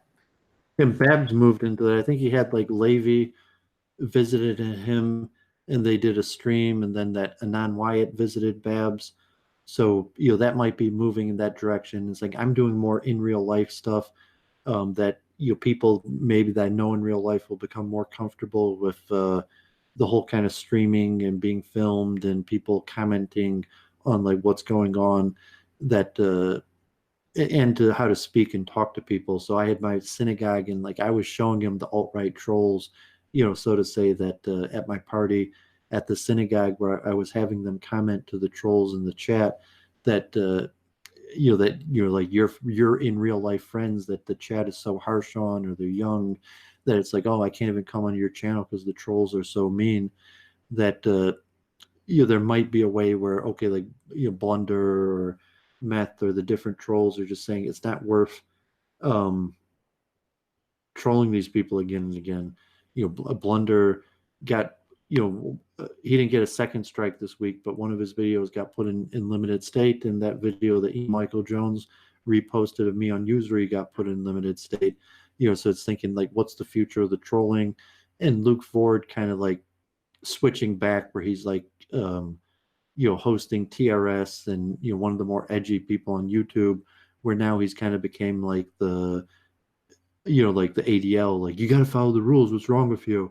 So he might make that shift and be able to successfully do it because he wants to keep his channel intact and make money and a living and increase viewership. But that will create frustration from a lot of the people that were like, what was funny a few weeks ago is no longer funny. As you say, what was funny before is not funny anymore. And testosterone in the chat says Duvid is right, to be honest. Duvid makes some good points. So I was just going to comment on the chat. It does seem like it's actually not as bad. The amount of trolls seems to actually have gone down to almost zero. Maybe they finally got bored. Well, Claire seemed, you didn't seem to get Pat Ashley Black, and it's like, okay, Claire, in these contests where whatever reason there's like blood sports between different people, and it's like a beef, and it's like, okay, Duvid and Jennifer are doing talking, but then you come into the chat and it's like, oh my god, my enemy's here. So the person's like triggered that they're not really following the show, they're just fighting the enemy in their own chat. And that's an offshoot of possibly these NPC, you're trying to like win the battlefield of ideas or political candidating, and unlikely it's like not what I'm involved in this. Like, I like spreading ideas and pushing new ideas and maybe winning over hearts and minds, but like the preacher, this guy Ken who came at me at Brundle's, like, you don't really want to talk to me, you want to preach. You're asking questions in order that you could answer them, and you really just want to say this guy's wrong, and whatever you had been putting your energy into listening to what this guy's saying would be better spent listening to what I'm saying. And once like I showed that dervish dancing thing, or called Brundle the Stormmaster, from the group formation theory of forming, storming, norming, and performing, that Brundle had been the Stormmaster. And as the storming phase moves on, Brundle's role will be less and less needed. I mean, there might always be room for for storming, but you only need to storm new initiates, and once you've been initiated, the Stormmaster is basically relevant to you. Yeah, I was wondering, what was that guy calling you, Duvadine? He said your name wrong. Duvinic or something like that. I mean, didn't even make sense, but yeah, I rewatched that and I kind of understood what he was saying. I've heard a lot of those thoughts before, and we could probably have a friendly conversation. But it seemed like he wanted to preach, so I just kind of like backed out, and like, you want the mic, you could have it. And whatever, that I'm still happy with that. So like, if Brundle wants to give him the mic for permanently or a few weeks or a few shows, or if he was just goofing off and like he's not going to want to bring that guy on again, who knows? Because I'm not even trying to predict that. I'm going to do my UBI. There's like several facets to the conversation, so it's really tricky because like, you are one of the better debaters, and then there's like the flame wars where people get all triggered by the things that you say. So I don't think you're replaceable, Duvid. I kind of feel bad for this other guy. I haven't seen any of his other stuff, but he seemed a little congested. Yeah, I mean, I think he just came to the channel. He saw me versus E. Michael Jones, probably on E. Michael Jones' channel, and then he came to Brundle to discuss that. And he was just taking advantage of the situation in terms of like a Luke Ford hosting, like what's going to make money. I think Brundle's actually started making money off of it. Like, he might have made like even like $100 the last 2 weeks, which isn't a lot of money, but like relatively, that's $100 is still a sizable chunk of money. And that shows that like, he might be viable in terms of making at least a decent supplementary income from doing it, which is further than anybody else. I mean, Luke, obviously he raised just this last today over $3,000 for Kevin Michael Grace, and he's making maybe $50 on a show on average. So that's pretty good. I mean, he's not quite quitting his job, but Luke could even be at the point where he's ready to like quit his job and do it full time. And Brundle is probably within these circles the only one who who's even made a sizable dent of money. And Babs is here in the chat, and he was mentioning like, yep, he's meeting people in real life. If he meets real people, he'll put them up and party with them in New York. And Duvid might even be like that in Detroit. That's why I said, like, hi Babs, how's it going, buddy? Thanks for coming by.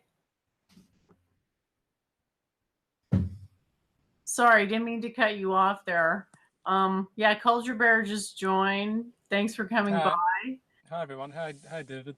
Would you like to share your thoughts or on anything you've heard, or if you had an idea relevant to the topics we're discussing today? Sure. Well, firstly, I'd like to say it's nice to be on the show, and really like that shirt you're wearing, David, and I think it's color coordinated with the yarmulke. Yep, thank you. I purposely did that. yeah, it's a nice color, nice combination. Well, you actually had just gotten around to the this who Blunder Tribe is calling him New Duvid. I think you just started talking about him. I had some thoughts about him. Actually, I just said it on our V stream, but I can say it again. It sort of feels like a lot of the, especially the Americans, have this love-hate relationship with Jews, because you could see when this other person, New Duvid as they called him, when he said what Blunder wanted to hear and also Otto wanted to hear, they were just over the moon to have this Jewish person agree with him. I thought it was pretty disconcerting, actually. It's like I feel like they're sort of orientated to a Jewish worldview and they don't even know it.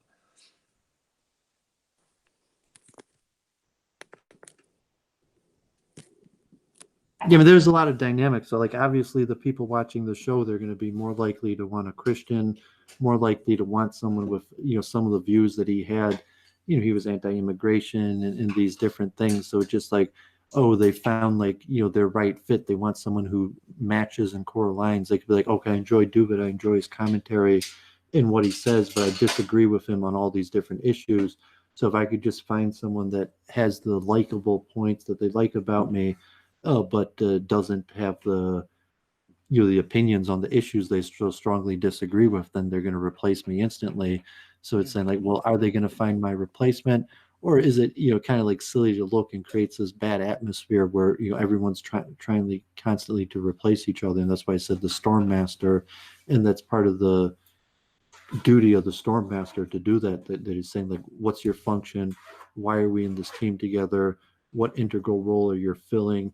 And if there's someone else who fills that role better than you, why should I just replace you?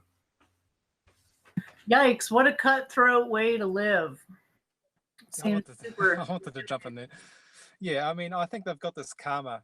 You could call it karma, whatever it is, where they want to convert Jews. So, and that if Jews don't convert, it sort of makes them sort of more hateful of Jews than someone like me who doesn't really have a background with Jews, to be honest. That's why I call it like a love-hate relationship.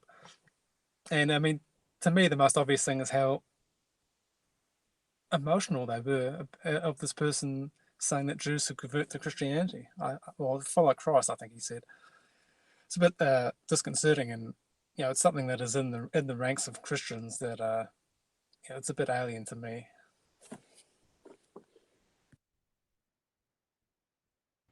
Well, were you on any streams? Like, I see you around culture just from this channel, but yeah, I think the number of people streaming and the pure volume of the time that they're streaming is increasing. So it's too much to follow.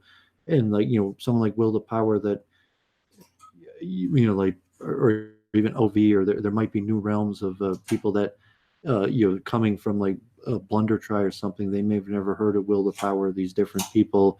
But at the same time that they're streams are getting bigger and there's more people talking about more different things. So I don't know if you fill in different corners of the web that haven't been filled in yet.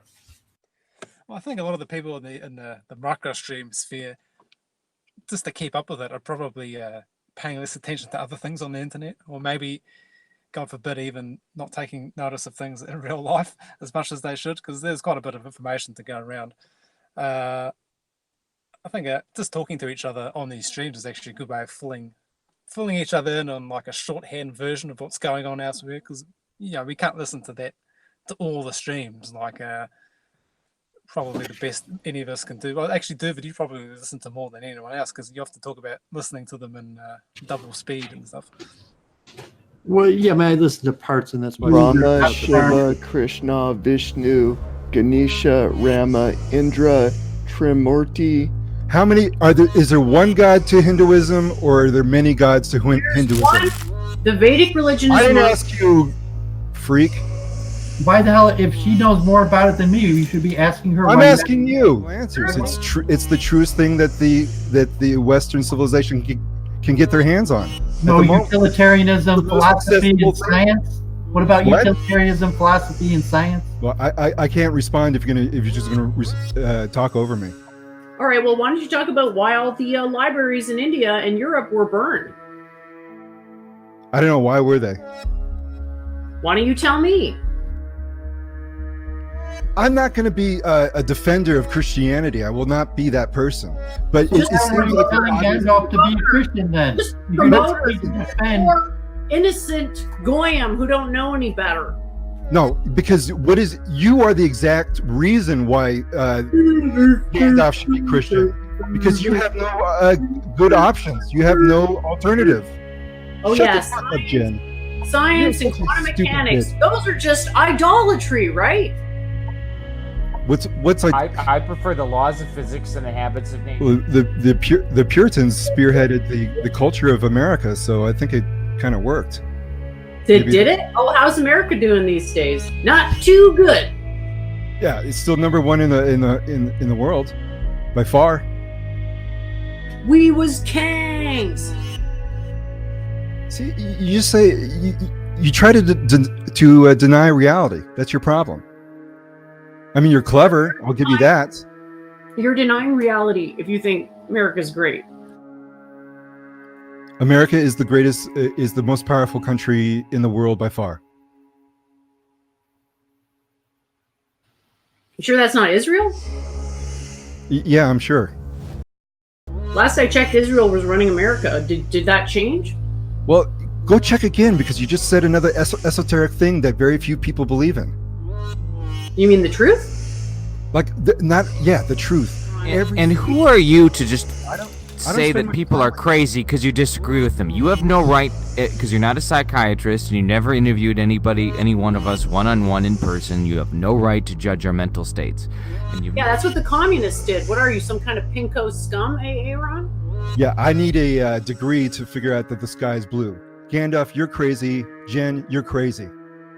The people who call everyone else crazy, they're the one who sound like fucking lunatics. Are you really going to tell me Blundertry doesn't sound like a fucking lunatic these days? And always has, arguably?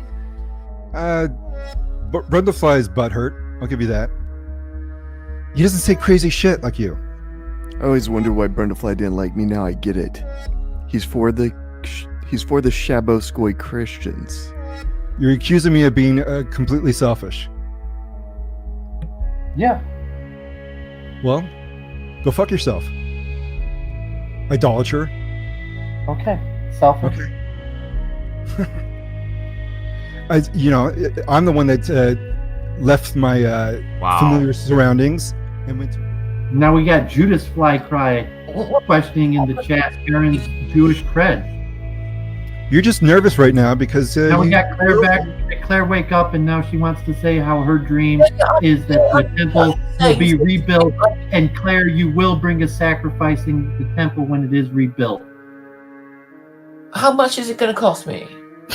It doesn't matter how much it's going to cost because it's going to be sure not already Jewish.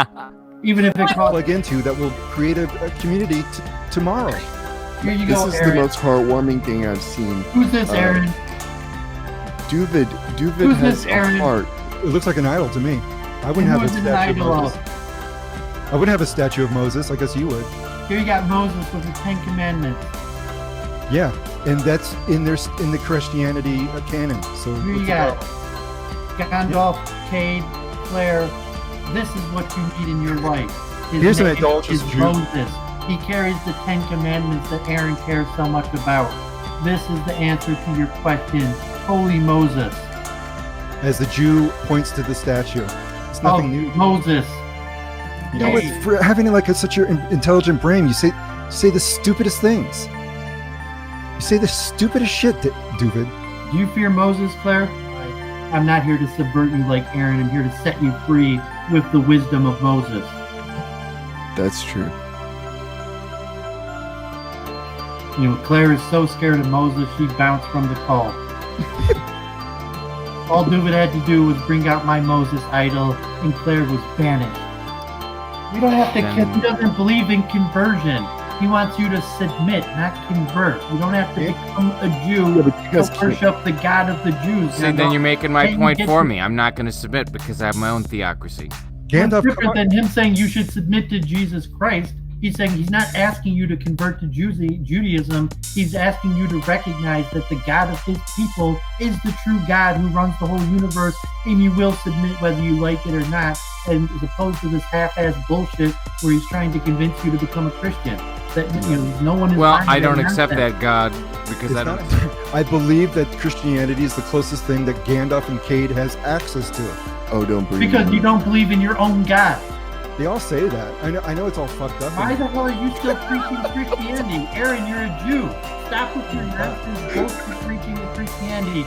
No one needs you to explain Christianity to them. Like, what the fuck? You're supposed to be a Jew, but instead you're preaching Christianity. Like, stop with your bullshit.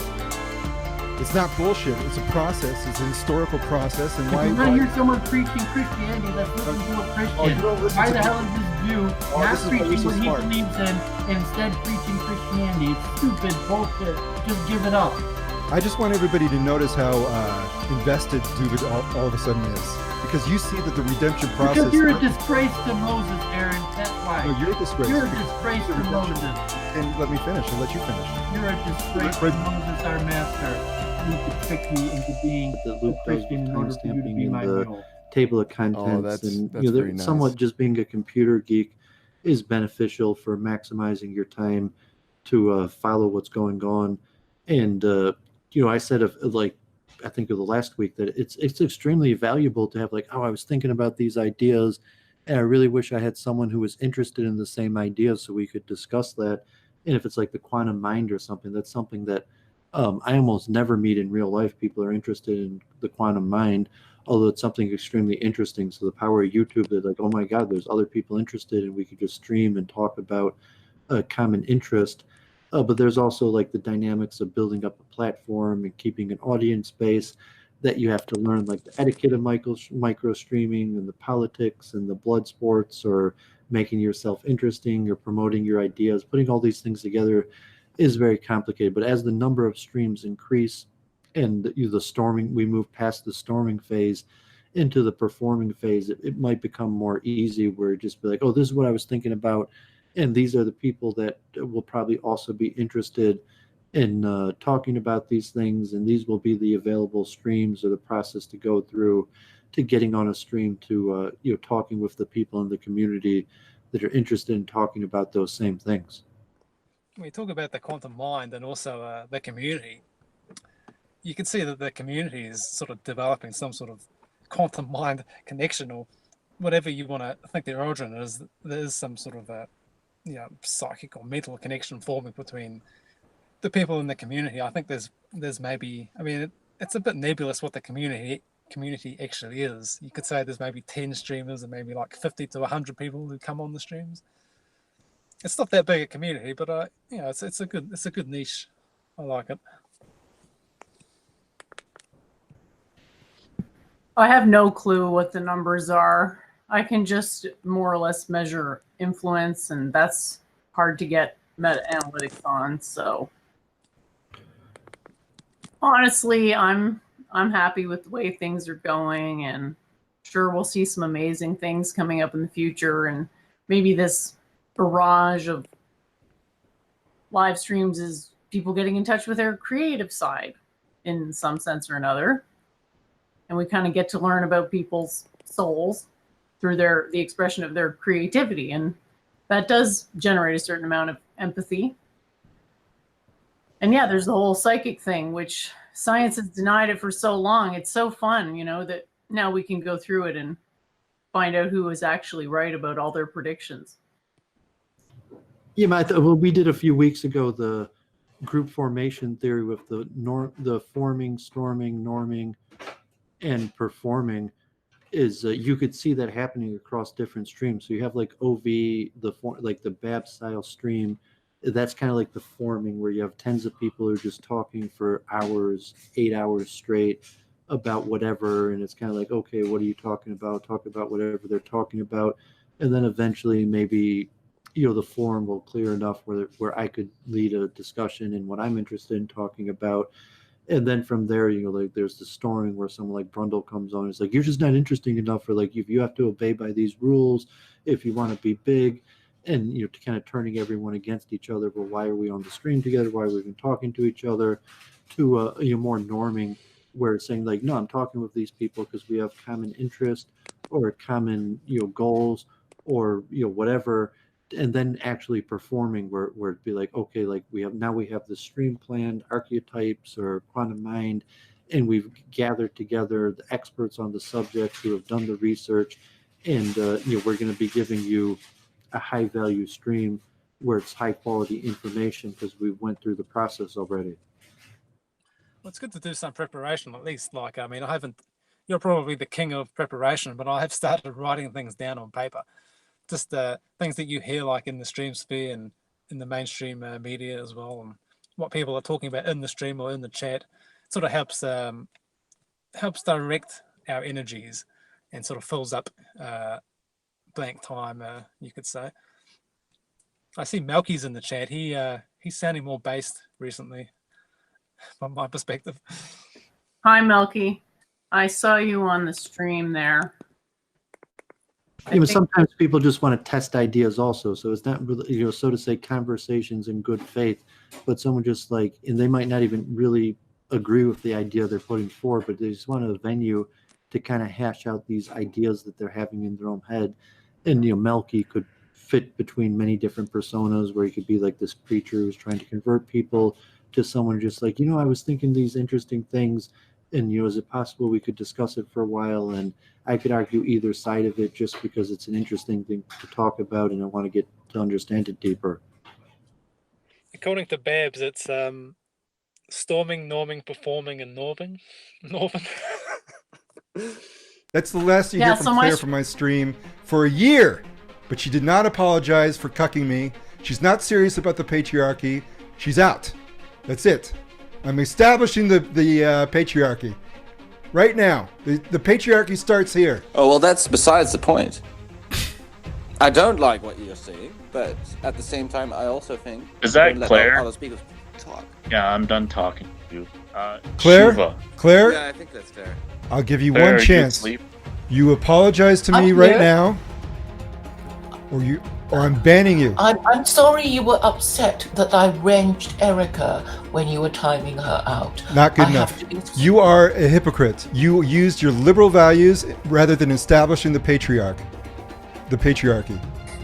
I have. How dare you? I have to balance my channel. You're balancing it. This is liberalism values here. For Jews. This is liberalism. If you're not a liberal, why protect her? Because she's basically, I don't know, like I think she's sub 80 IQ. It's because she's a woman. I know. Probably. Yeah, you I do have to you rewarded the woman and cut the man. They would like to do to us. No, I think you should go out. You should put your money where your mouth is. Go out where? You should go out to London, go with a big whip, and then say... No, there's no need. I just need to keep saying it. Yeah. I just need to keep saying it. The best... You're not even doing it on stream, fair. Hmm? It's not about a wide range of opinion, necessarily. It's also, you need to shame her. You need to say, you're a slut. You're banned. You're happens. banned. You're lucky that I can't find a way to kick you off right now. You're lucky that I'm a boomer that can't find a way to kick you off. You're officially banned. The ban was for 7 days. I gave you a ban. Now it lasts for a year, Claire. You are not serious about establishing the patriarchy. I ban you. I banish you forever for 1 year until next Rosh Hashanah. Cult Bear says it's some feminist shit. Well, here's the thing. But here's the thing. When right? laws are issued, laws are followed. Yeah, I mean, what we're dealing with right now is that Conop would, Conop needs a scientist to prove gravity. Oh, you dropped a quarter off the Empire State Building. Oh well, prove it. Show me a scientist. Show me a scientist that proves that the quarter really fell to the ground. No. Well, telling an untruth. I mean, there's different layers of like knowing or proclaiming untruths. I will say this though: don't in the domain of religion, and which speaks to metaphysical and spiritual realities. A religion that tells lies to suck in more people, or that tells an in-group from an out-group so that the in-group can advance its own agendas, whatever those might be. I mean, when you consider all that, it's like, no, religion needs to be about the truth. And if religion is about lies at the most ultimate level of the ultimate questions of life, then that religion is dangerous and de facto not good. Yeah, but these people think themselves that they are telling the truth. They really believe in it. It's not some psyop. Lots Christians of are not people like not going back from church and saying, I really lied. I really lied this time in church. I mean, that's not what's happening. Yeah, but it doesn't matter what people's delusions are. What matters is the truth. The truth is what is true. No, well, it does matter. It does matter. You can lie. You can lie from a point of view of ignorance, which is why, like, you know, the blonde bombshell 22-year-old at Fox News should not be repeating patriotard talking points. But she doesn't know she's. And then you should not be commenting on War and Peace if you don't know anything. If you're ignorant, how can it be a lie? Because it doesn't depend upon the person's who's speaking it, whether they know the truth or not. It's whether the truth, apart from that, is true or not. Whether Iraq has WMDs or not, let's use the Iraq example. Iraq, the propaganda is saying that Iraq has WMDs when it's clear from all the inspectors that they don't have WMDs. Well, it doesn't matter what the news presenter says. The truth is Iraq doesn't have WMDs. I stick with that. Now the question is the culpability of that news presenter. I would say because the lie is said in ignorance and not from malice, either omission or commission. Because the lie is said in ignorance, the culpability is somewhat lower, but a lie is still a lie nonetheless. Well, the trick is to make sure that you can get the data without any observer bias, because the idea is that there's information in people, but their egos make it such that, you know, to ask the question directly would almost guarantee you that they'd be lying. Not because necessarily they're like consciously lying, just people are in denial about how their ego works in some way. So how... Tell me what the most important idea that came out of 4chan, just to put it all in perspective. It's not a particular idea necessarily that came out of 4chan, but just the kind of cultural paradigm that came out of 4chan. Okay. NPC meme came out of 4chan. Alt-right came out of 4chan. A lot of these e-celebs were made more famous through 4chan. Like the time Luke Ford got all those viewers on his show. Do you remember that time? Yeah. What Jenny is saying. The link was on 4chan that time. Yeah. What Jenny is saying is that, you know, 4chan is kind of like a windsock for the way that society is going. I think in the end they're going to want something different, newer, and more solid. It takes hundreds of years to establish a religion. I mean, the quickest one was Islam, and that took 100 years. Bullshit. It's easy to establish a religion when you're plagiarizing everything from Christianity. Yeah, you synthesize it. So it's something new and something old, something You're borrowed, bitching and about something Christianity. blue. Fucked. And now you're saying it's okay? I'm sorry, what did you say? You said Christianity was fucked. Now it's okay that Islam is basically Christianity 2.0? No, because it's different in that it is not idolatrous. And then you just go, oh, I don't care. And I'm going to explain to you why it's a problem. I do care about idolatry, but what did I tell you about idolatry? It is the worship of... No, what did I say? Confusing God with His creation. What did I say? You're not strict about it. You're willing to cuck on that principle. What did I say about the Abrahamic religions? You don't like them. In regards to idolatry. And then you pretend that I want to kill an idolater when actually my system would accommodate them. What did I say? You say so many things, I can't remember. I said, you should fucking remember this, that they're all equally idolatrous. Okay? Well, obviously the Abrahamic faith. So shut the fuck up. The more you push on this, the more people will copy me and actually start attacking them for being idolaters. But they're going to go with my definition of idolatry, which is to say that all the Abrahamic religions are idolatrous. So you're kind of fucked if you take that tack. Well, I don't think that anybody goes by your ideas. You're wrong. You're a fucking. I mean, even Gandalf, your closest follower, has his Claire, own you don't even know idea. what 4chan is, and 4chan's literally my bitch. Okay, but 4chan is for teenagers. 4chan is for sort of overgrown adolescents or people in arrested adolescents. I can't even bring myself to look at it without feeling dizzy and disgusted. Claire. What? Even the same god that Jen does. The supreme god is just, the universe. It's axiomatically We're all most gonna fucking powerful. believe in the same god, dumbass. What do you think religion is?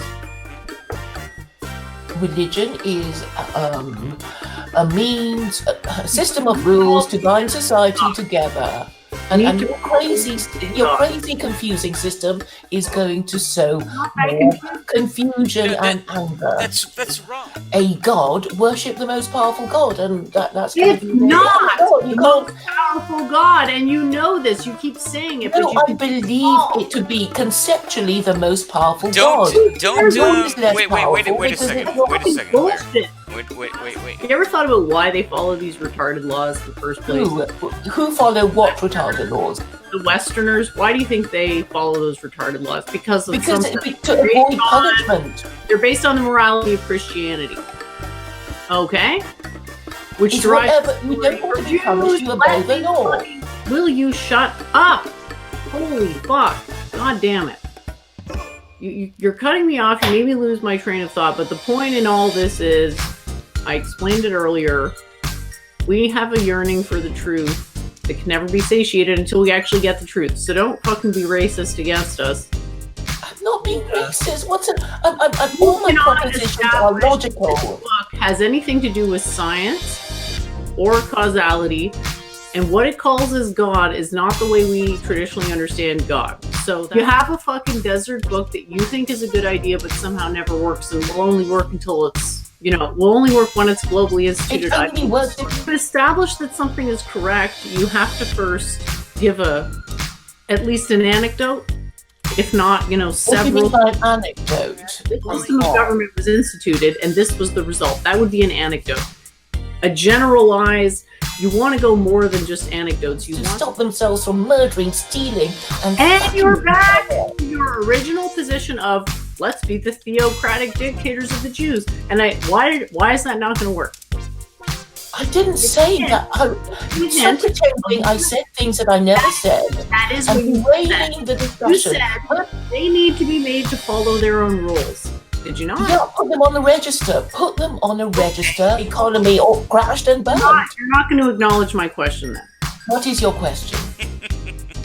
This is really irritating. You said you state your question if you don't think I've answered it. Fuck up. You said Jewish interests would be protected under secular Quranism. You're saying the Jews get to have their own register to pick and choose who's a Jew. Yes. And you said your system would end usury, but Jewish interests, I'm afraid to tell you, young lady, are mostly in the usury domain. Yeah, but they can't practice it if those they things live in a together. I've explained to you so many times. They're not supposed to practice it on each other as if that's relevant. It's not relevant at all. Clearly, you're distracting from the issue. That has nothing to do with anything. Okay, the fact that their religion, not to do it on each other, is not relevant to anything at all. Okay, so we don't let them matter. Why can't you understand that the Let her solution- finish her points, then respond to them point by point, Claire. So number one, we got number one. What's number two? I'm having a hard time understanding where Claire is going to both preserve Jewish interests and abolish usury, and she goes into this monologue about how Jews aren't supposed to do to each other as if we don't already all know that. Which is, and why I'm saying it's fucking irrelevant, because can I answer the question? I want to know what your question is. Them don't even do this religion, Claire. The majority of them don't even do this religion, number one. And number two, they'll be struck off the register. I don't care about your hypothetical fantasy malarkey here. I'm making a point about how are you going to do this, because those two things can't both happen at the same time. Basically. What Claire is saying is that the most atheistic people in the world should become theocracy. Well, I'm just saying, that they are technically the kind of mechanical hair in this dog track that we're all on. Yeah, atheists make for wonderful theocrats. Yeah, I'm saying therefore, you strike them off the register. Can you understand my plan? No, Strike them no, off the register. no, I don't The understand your register plan at all. No. Why not just do? We are all godless. How do you think I play nature We in terms of like tornadoes, hurricanes, ripping up buildings?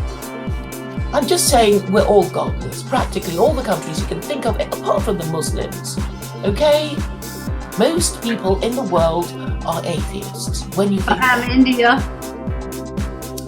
They don't count because they're idolaters. You are such a terrible person who tries Wait, hold on. So they are, as I said, the mechanical hair of the dog track of the human race. Oh my god, that sounds ridiculous.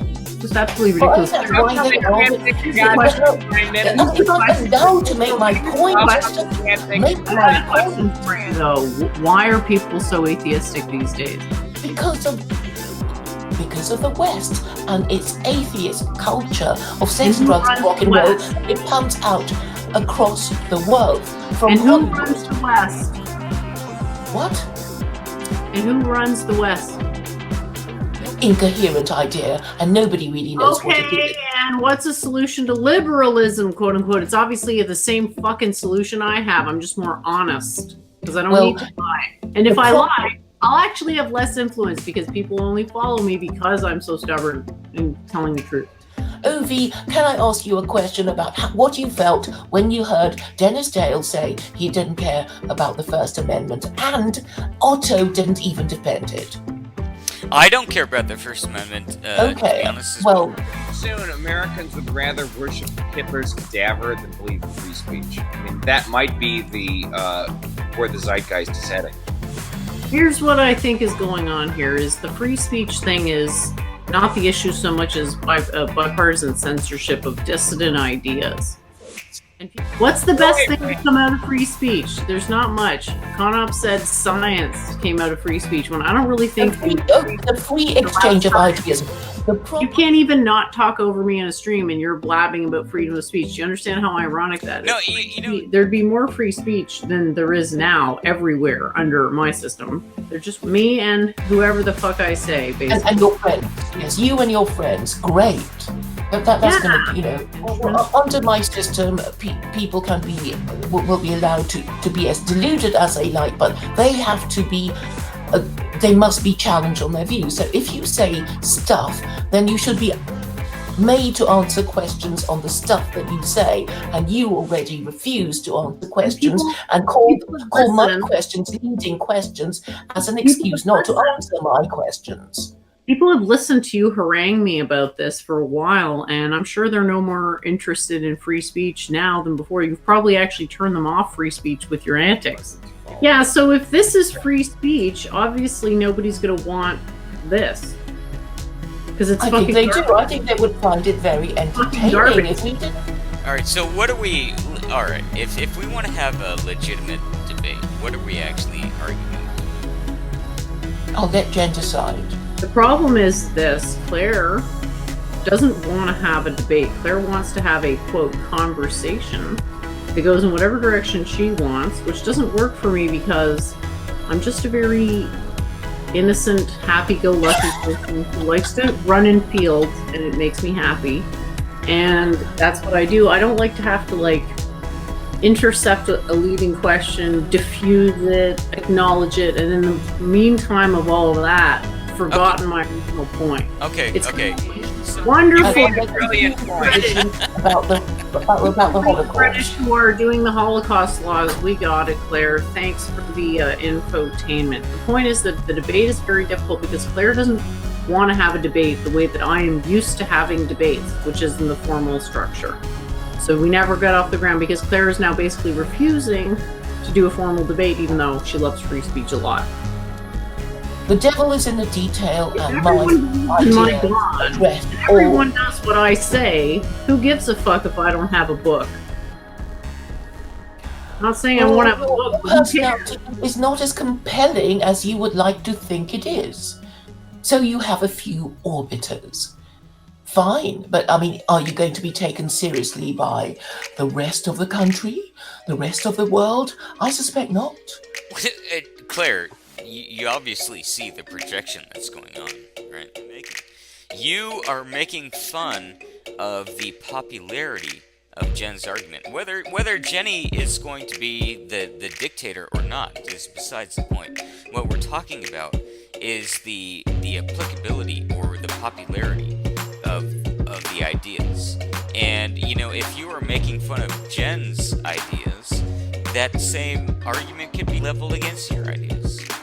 I see Jews as part of the solution because I want them to declare Christianity idolatrous. I'm happy to admit that.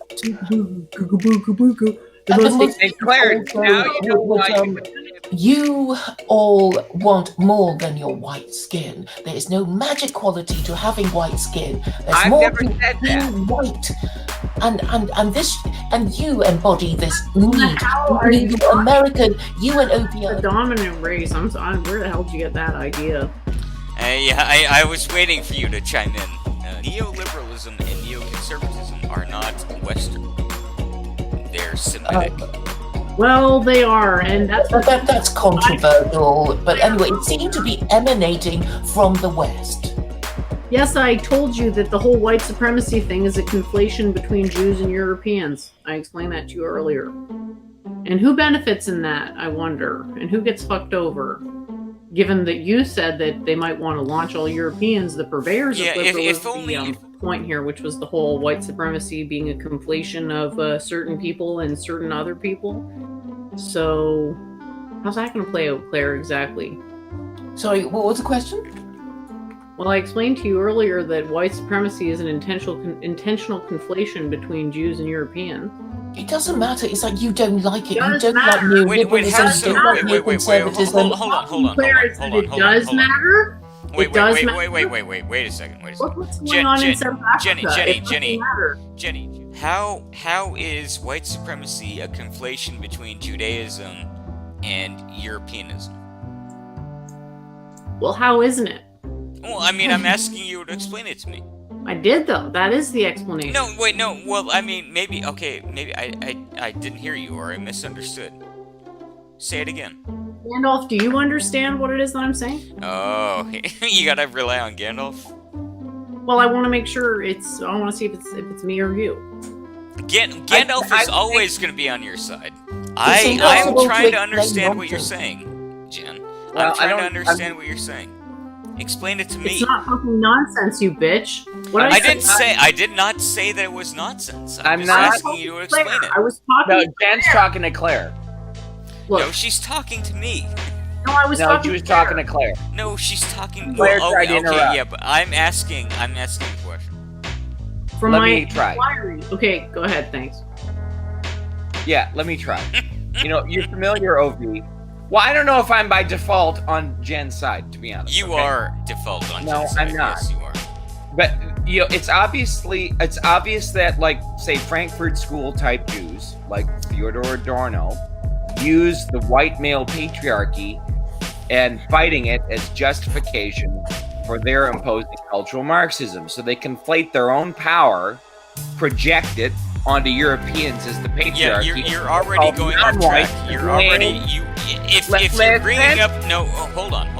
Before you go on. Sorry, I want to make sure that we're all on the same page. If you're gonna bring up the Frankfurt School, which you did, you're already getting off track of Jews and white people. The Frankfurt School is an entirely Jewish construction. Of course. That's the point. So how do you explain to me that that white supremacy is a Jewish and European construction? Well, it's a conflation. Yeah, conflation, construction, whatever. Yeah. So they're not the same at all, though.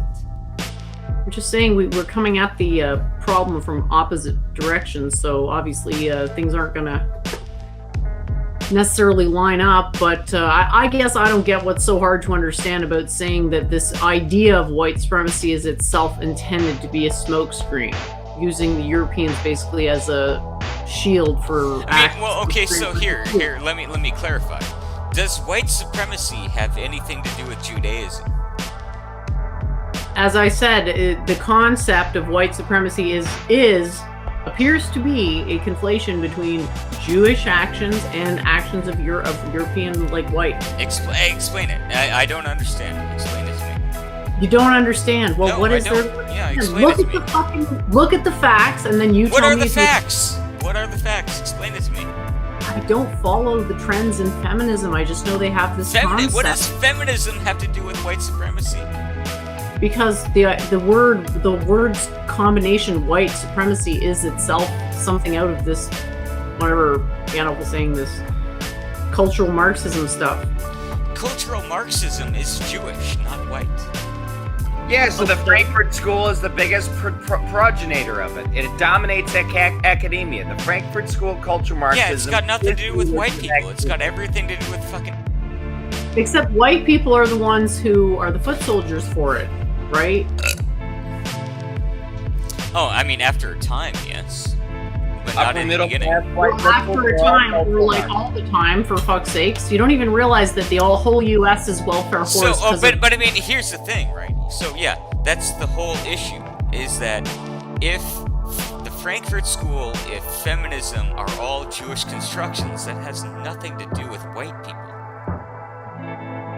Except white people were the ones that it was imposed on and then promulgated the views. Yeah, still, it has nothing to do with white people.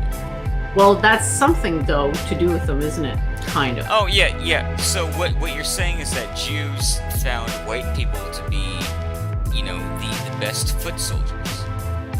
But, I mean, that still has nothing to do with white people. Specifically, I don't think you understand what I'm saying from a... Oh, that's not being specific, Jenny. It's not being specific. Be specific. Let me try and listen to my full explanation, please. Follow the illustration. Okay, go ahead. Come in, Sir White Knight. It's not about white knighting. It's about getting to the facts of the matter, scientifically. Would you rather be ruled by scientists or prophets? It's a red herring. No, it's not. We're Indo-European, Indo-Aryan peoples would rather be ruled by scientists than seers. Okay, so let's look at this, how it works. The Frankfurt School, which is the main vehicle for cultural Marxism, which is a primarily Jewish movement. You know, they wrote under Theodor Adorno's direction in 1949, or I think 1950, somewhere around there. So it's like the Korean War. They came up with this thing called the authoritarian personality. And they viewed the authoritarian personality as something which is a psychological type which should be stamped out in society. And the key type of authoritarian personality was the white, male-headed household, right? White patriarchal supremacy. So the entire kind of like psychology of cultural Marxism was built upon crushing the quote-unquote psychology of the white male patriarch. So, like, they created this boogeyman of the white supremacist patriarch to use Jewish power and advance Jewish power in society. Is that, you know, you talk about the problem of the authoritarian personality. I mean, is it not true that you yourself, Gandalf and Jenny, and also Claire, have the concept of the authoritarian personality built into your systems? It's a non sequitur. You want to understand the point, or do you want to just think about it for a while and come back to it later? Go ahead, explain to me. Well, did I make a decent argument for how cultural Marxism works? You have to look at how cultural Marxism works.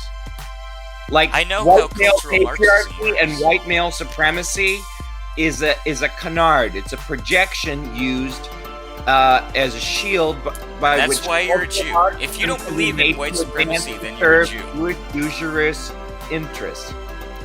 If you don't believe in white supremacy, then you're a Jew. White supremacy is itself a Jewish construct. How so? Well, clearly, I mean, they're the slaveholder class of Africa. they're the ones who came up with the Zarian Kang's dog shit. This idea that The majority of the slaveholders were Jewish. The majority of the slave traders were Jewish. Talking about the Jews, dumbass. Of course. I mean, what does slavery have to do with white supremacy? Because it was the lighter-skinned people who were the slaveholders and the darker-skinned people who were slaves in Africa. Wait, so are you saying that Jews are white people? I'm saying that idea of lighter skin making you superior is itself a Jewish idea. You're falling into Claire's trap now. Is that, filtering it down into the idea that all we're talking about is skin color, which is never what we've been talking about. I didn't say skin color. I said the fact. You just said that. The idea of the skin color predicting your status is a Jewish idea. We didn't go by that way of determining status. It's an absurd way of determining status. That Indo-Aryan peoples, right, were just different than the Semitic peoples who formed the Abrahamic faiths. And we just have different ways of looking at the world, and we need societies to protect our way of looking at the world first. It just means we need to be supreme over ourselves, and we don't want to be ruling over people not like us. It's not good for us, it's not good for them, and we certainly can't be ruled by people who are not like us.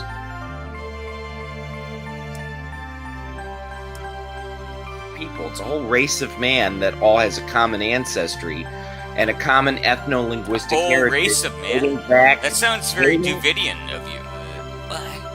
I can't. I'm not even going to make a comment on it because I am not familiar with these arguments. It's just too controversial, right?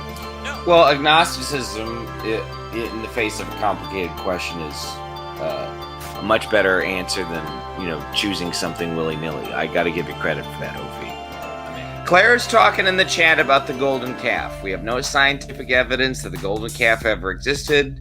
It's just a story in a book. I mean, to me, the Torah is no different than Tolkien. Okay? I'm not doing fucking statecraft by holy books.